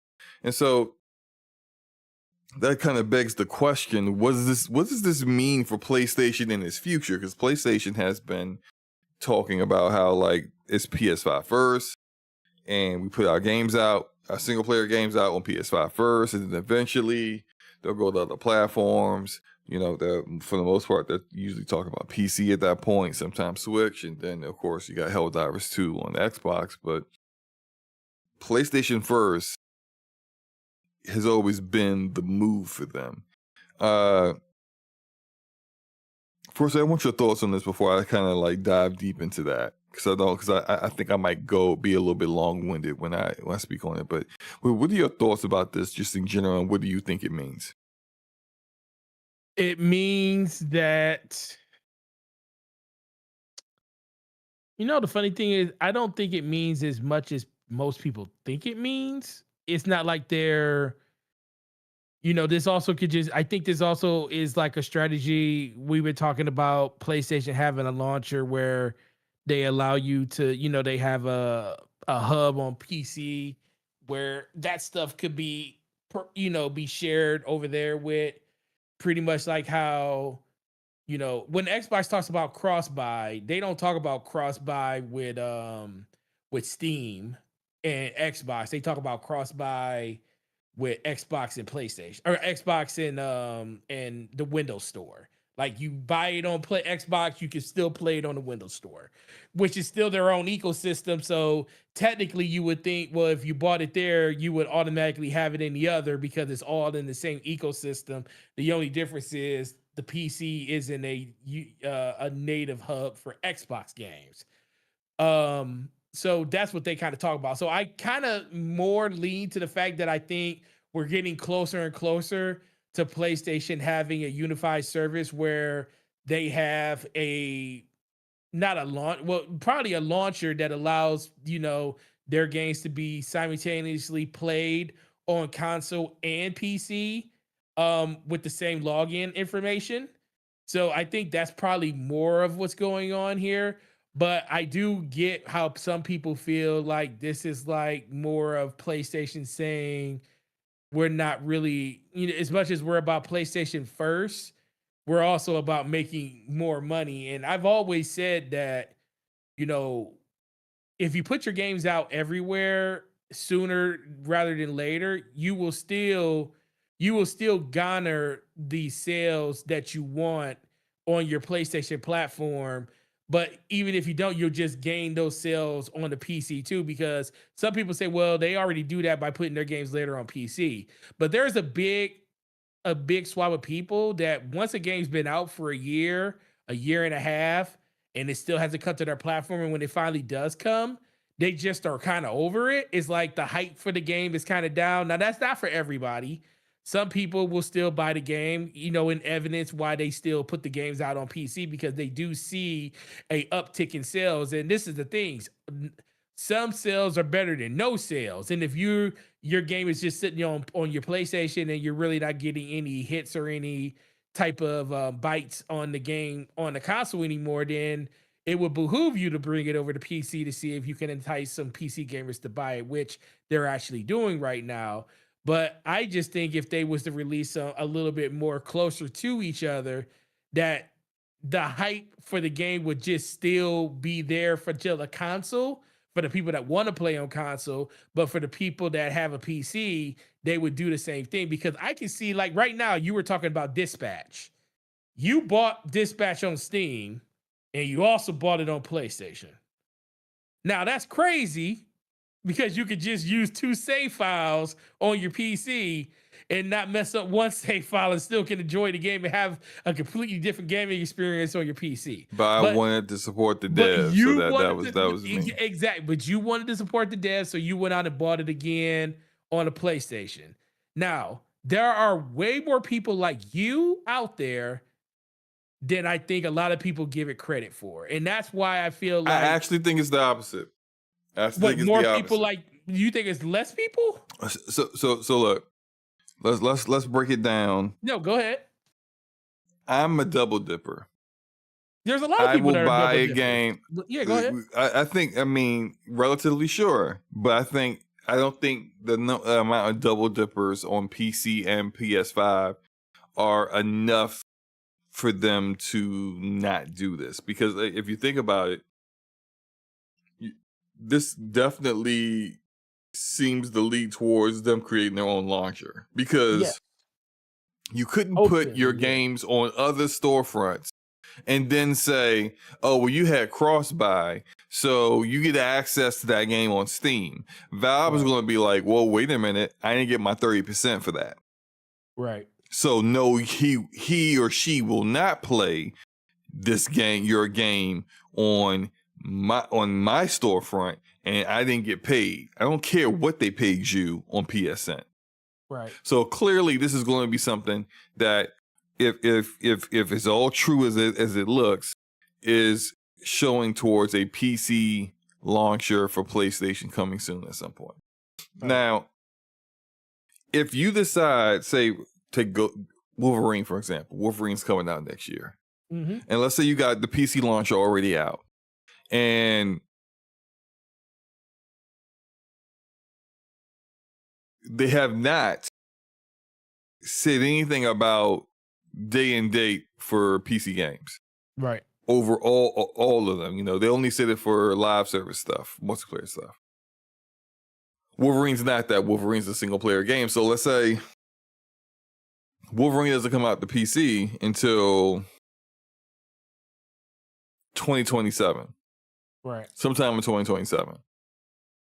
What's the purpose of having cross-buy at that point if that game is staggered? Now, for something like Helldivers 2, sure, that's going to launch outside of PSN and as well as on PSN, PlayStation Network. And so if you want to say, hey, look, if you own the PlayStation and you own the game on Steam or Epic Game Store, then you get a key or a token or whatever, a product key to be able to have that, or a license to own it or use it on a PlayStation. But that just tells me that, like, PlayStation, who's notorious for not wanting to give up, you know, a cut of anything, there just must really not be that many double dippers on PC as we assume. As we assume, yeah, I agree with that. Because it's just like you're willing to give up that additional revenue with this, because that's what you're doing. You know, if someone's interested in your games and they see that it's the cross buy is there, then it's just like, well, I'm only buying it once. I'm not buying it twice. Right. Now, this might be a feather in the cap for the guys who feel like this is, you know, they're going to go day and date with everything one day. Or, and I saw a theory on this before, shout out to Big Back Charlie. Big bad or big back? Big Back Charlie. Shout out to Big Back Charlie. Shout out to you, Big Back.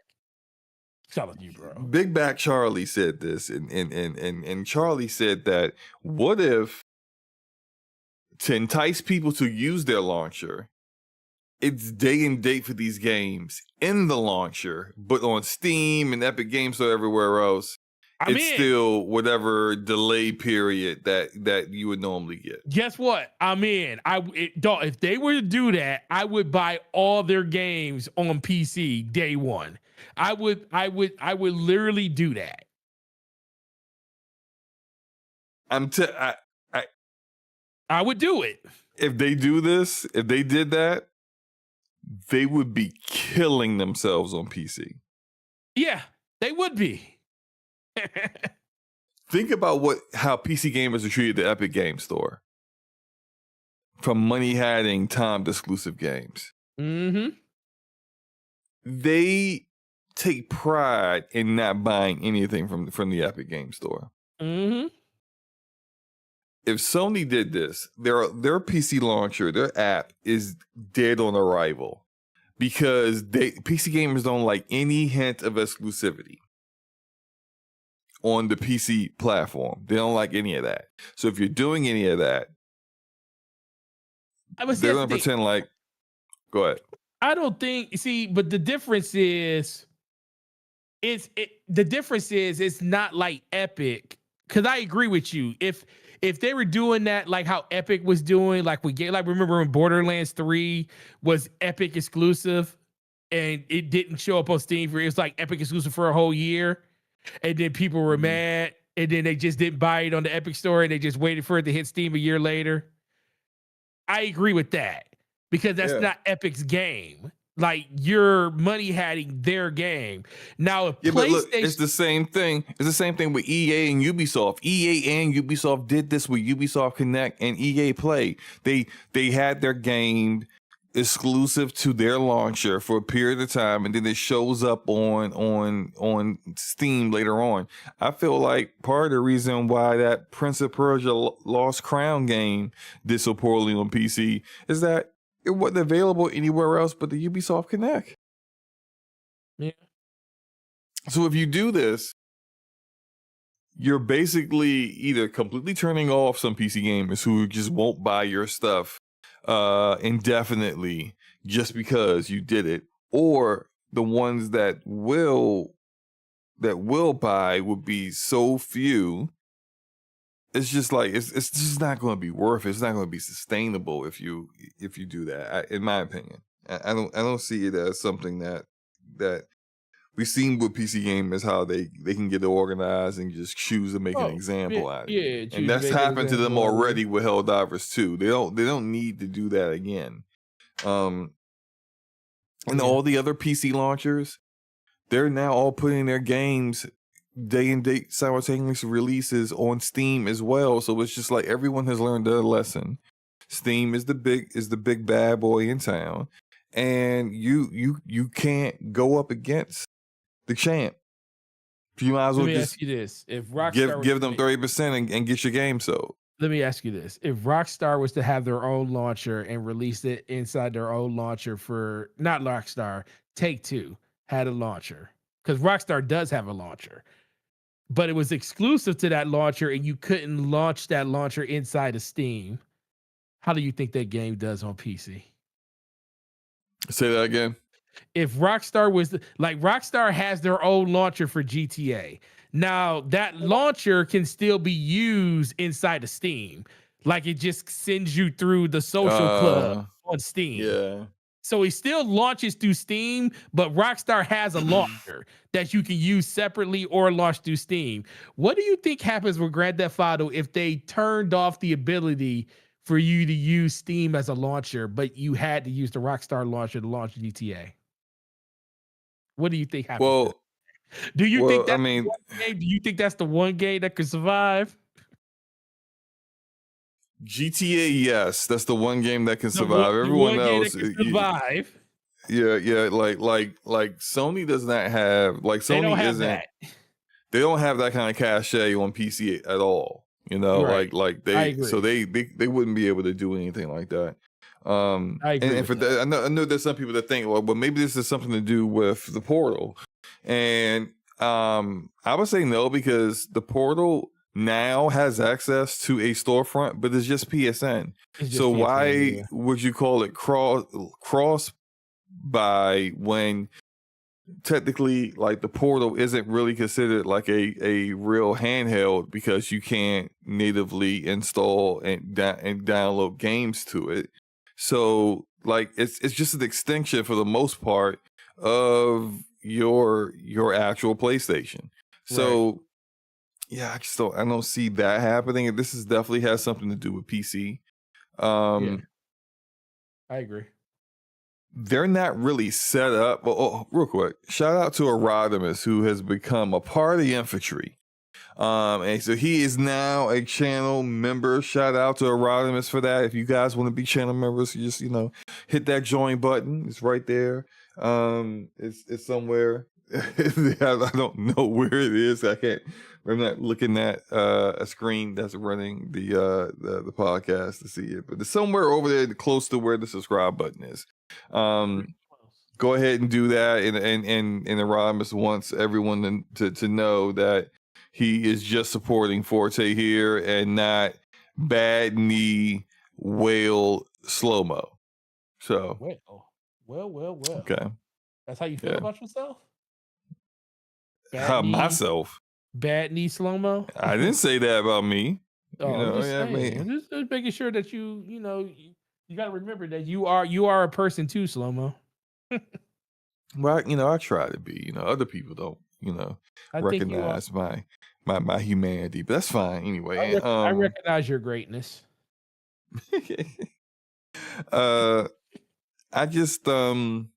I think this would be pretty interesting when they finally roll things out. I think it does lend toward their own PC launcher. I remember seeing, and it was kind of the talk of the town for a few days, many years back, where they had a job announcement. And when you looked into the details of the job announcement, it definitely appeared to be they were talking about doing their own PC launcher, which, considering how many years ago that thing could have been canceled, right? Mm-hmm. And then people assumed it was this multiplayer overlay that they had created to allow people to track trophies for multiplayer games, also do the whole voice chat thing with. I think it does voice chat with PSN players. Yeah, I believe. I don't know for so certain, too. but lost my train of thought. Good grief. I'm You're so good. tired. Look, long story short, I think this is. I can't quite. I can't say it's day and date because this might only be just for the multiplayer games. True. And then they still choose to do they still choose to do the stagger and the delay for the PC release. But hey, if you already bought the game on PlayStation, here's another copy on our PlayStation store. Mm-hmm. So if you were a PC gamer that has a PS5 and you bought Ghost of Yotei on PS5, all right, when it comes out on PC, we got a copy for you because you already bought it on PlayStation. Right. And this goes back to what I said about, I think those double dippers like myself, they're a very, very, very small percentage. Because you don't give that up if a good percentage of the people who are buying your games on on PC are the same people who already bought it on PlayStation. You don't make that choice if it's a significant number of that demographic. Nope, you're right. So go ahead and then you get a little bit of good press. Go ahead, hey, look, man, that's a free game for you. Go ahead and get that, and play that on PC because you already bought it on PSN. But everyone else, you're gonna have to buy the game, and that still kind of continues on their mantra of PS5 first when it comes to single player games, and if it comes to your multiplayer games, like when Marathon comes out and how Helldivers 2 is. If I own Helldivers 2 on Steam. Right. If I would have bought it on their PlayStation PC launcher, then if I wanted to, I could be able to play it on my PlayStation 5. So I kind of feel like that might be where they're going. And I think that's more plausible considering their previous statements about day and date on PC than it's just straight up. It's just going to be day and date on PC for everything. I just feel like they got some games that are already day and date on PC and some single player ones as well. If you think about Until Dawn Remake was day and date on PC, but that was a remaster, really. A game that was already a decade old, so it's not quite the same as, say, Soros coming out next year, right? Like that's not that's a little different, but we'll have to see. You know, I'm very interested in seeing how this plays out with them, and if they ever officially acknowledge this stuff being leaked in a statement soon, or if they just wait some time later and then completely reveal what their cross buys features and setup is going to be. But anything else you want to say on this before we skedaddle? Oh no, man. That was a great show, man. We 2 hours and 7 minutes. Let's go. No, but I agree with you 100%. It just ultimately, you know, whatever they decide to do, I just want to make sure they do it right, because PC gamers are very, very fickle and they're very, very territorial. And if they don't do it the right way, PC gamers will let them know, and not in the way that they want to know. That's fine. But that's it. Yeah, you. I think with PC gamers, you have a limited amount of times where you can offend them, and then once you get to the point where you've done this multiple times and you're kind of treating them the way you may treat the gamers you have in different markets, is when they decide to go, okay, looks like we need to make an example out of this one. So yes, I agree 100%. 100%. C. Clizzle says, I am late. Did y'all talk about Battlefield 6? Yes, we did talk about Battlefield 6. We did do that. Yeah, go ahead and because we're about to wrap things up. When the show's over, you know, just rewind back and you can hear our take on on people editing game files to not have to play against a controller player. It's crazy. I'm thought I'd never see the day. You know, bro. Listen, that when I saw that topic, I was like, "Oh my god, this is about to be the biggest rant ever." Daylight savings time is killing us, like, bro. Daylight savings time, though. Did you, when you woke up that morning? Night? Yeah, every night this week, around 10 p.m. I'm like, bro. I don't know what needs to happen, but I need to go to sleep. And look, I hope it has not shown tonight, but brother, I've been nursing this coffee over here. Not Red Bull, huh? Coffee. No, coffee. Red Bull's not enough. Red Bull's not enough. It's not enough. Holy stuff. Red Bull's not enough. I don't understand. Like maybe I'm just getting old. I don't know, man. But like Red Bull. My inability to stay awake beyond midnight is becoming concerning to me. He said, because guess what, Slovo? It's natural. You're just getting old, man. So I want to hear that. Just getting old. How's it going, Lemon? How's it going? Got Lemon in the house. What's going on, Lemon? Hey, Lemon, when we gonna play some Battlefield, bro? Getting old. Okay. Gregor wants everyone to know that I am old. I'm not getting old. I am already there. Yeah, I mean, it all started with your creaky ankles and stuff. My ankles are fine. My right knee, though, I don't know what's going on with my right knee. I jog probably daily, maybe not daily.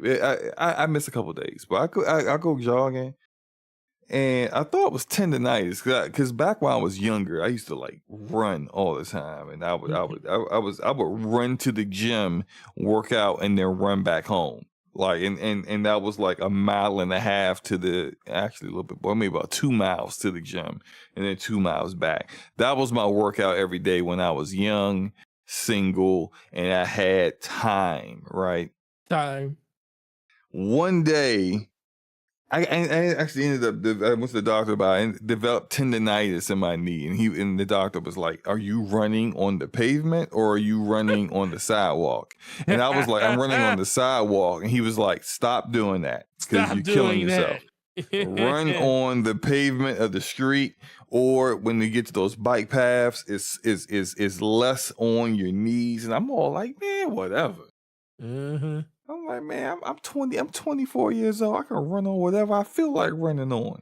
I don't need to worry about my knees. Well, now I'm worried about my knees, man.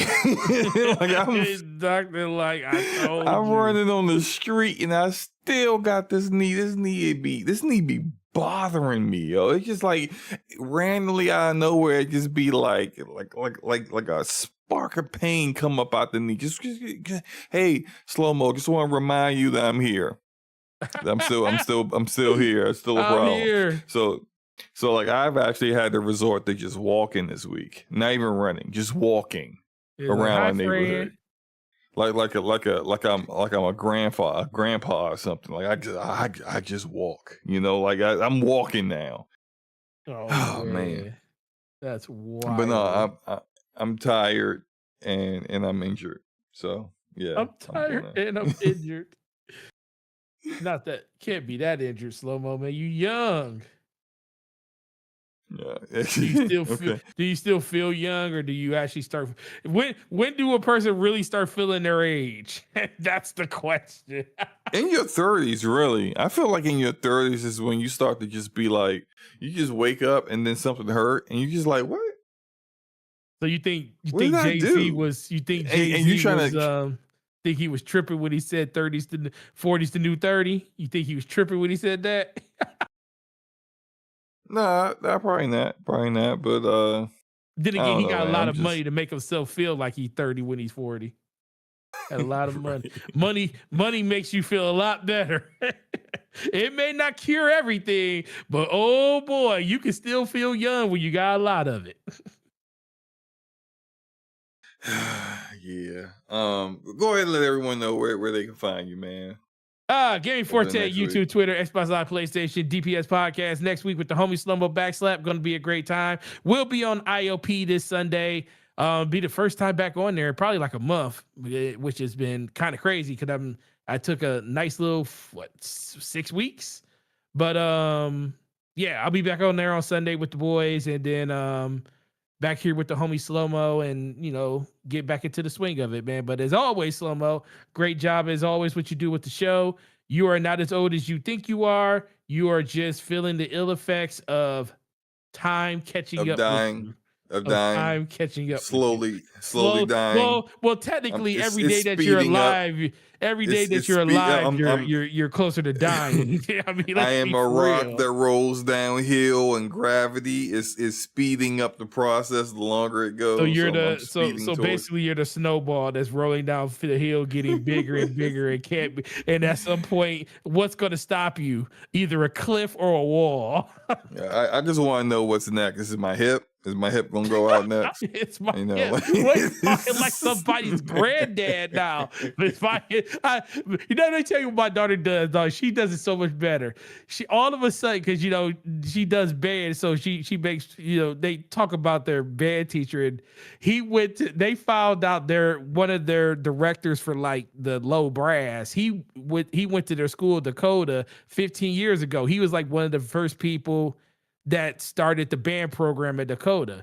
And when he was explaining stuff to them, all of a sudden, you know how cruel kids can be. They just started saying, back in my day.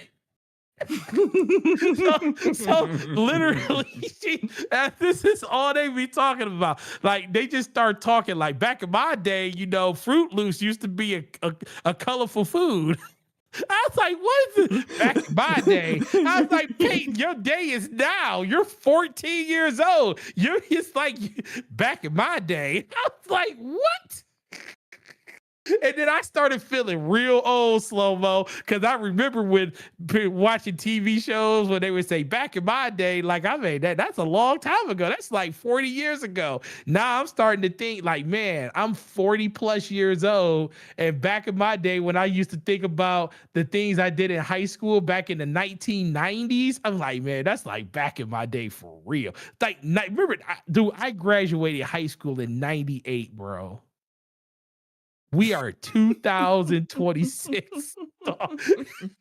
It's when you sit and you think about it, when you sit there, if you truly just think, like, granted, we are all in a great place in life. You know, we got great jobs, we got families, we got kids. And then when I start thinking about, I graduated high school in 1928. I mean, 1998. I graduated college in 2002. It's 2026, bro. I have been almost alive longer out of school than I have been before school.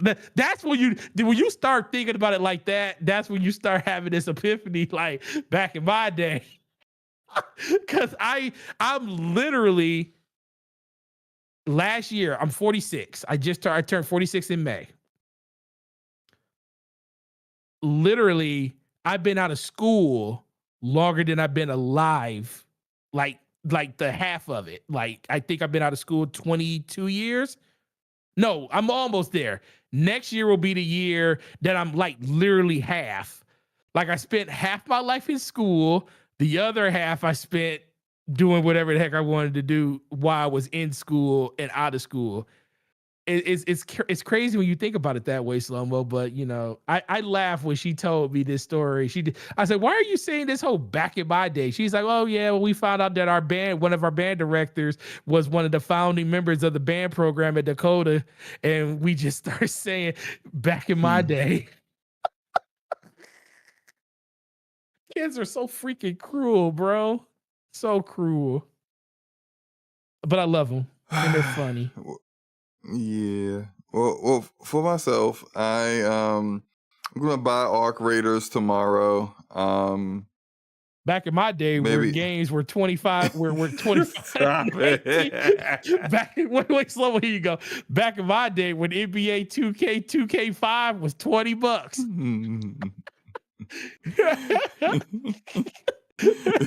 Back in my day, Matt used to be available on all platforms. Matt was available on all platforms, and you ain't have to worry about them taking license from the NFL license away from people. Well, back in my day, we had Tecmo Bowl. We only had 4 plays. You pressed up, down, left, or right. That was the play. Back in my day, you used to run in zigzags in Tecmo Bowl to get touchdowns. Right. Wait. Back in my day, we used to put crates on telephone poles to play basketball. Oh man. You don't know. One day I'm just gonna put that on Twitter or X and say something back in my day. It's just gonna start this whole revolution about back in my day stuff that people used to do. Back in my day, I used to stay out past the street lights. I won't do that no more. Forte, I am trying to end this thing so I can go to sleep. Back in my day, I used to be able to stay up past 3 a.m. Back in my day, everybody used to get the hint. Stop extending the podcast. All right, look, Arc Raiders sometime this weekend. Next Wednesday, definitely the last 2 episodes of Dispatch. I can't wait for that. That's gonna be awesome. Mirko says, back in my day, I once saw gas at 99 cents a gallon. Yo, don't remind me. I remember that, man. That's depressing, yo. Man, that's what I'm talking about, man. Yeah, that was goated back then, bro. DPS podcast next Thursday, 9 p.m. Eastern Standard Time as usual. You guys enjoy the rest of your night. If you're like me, you're going to sleep in the next 10 minutes. So enjoy that too. And we Enjoy. out, man. Peace. Back in my day, SloMo didn't forget to turn the stream off.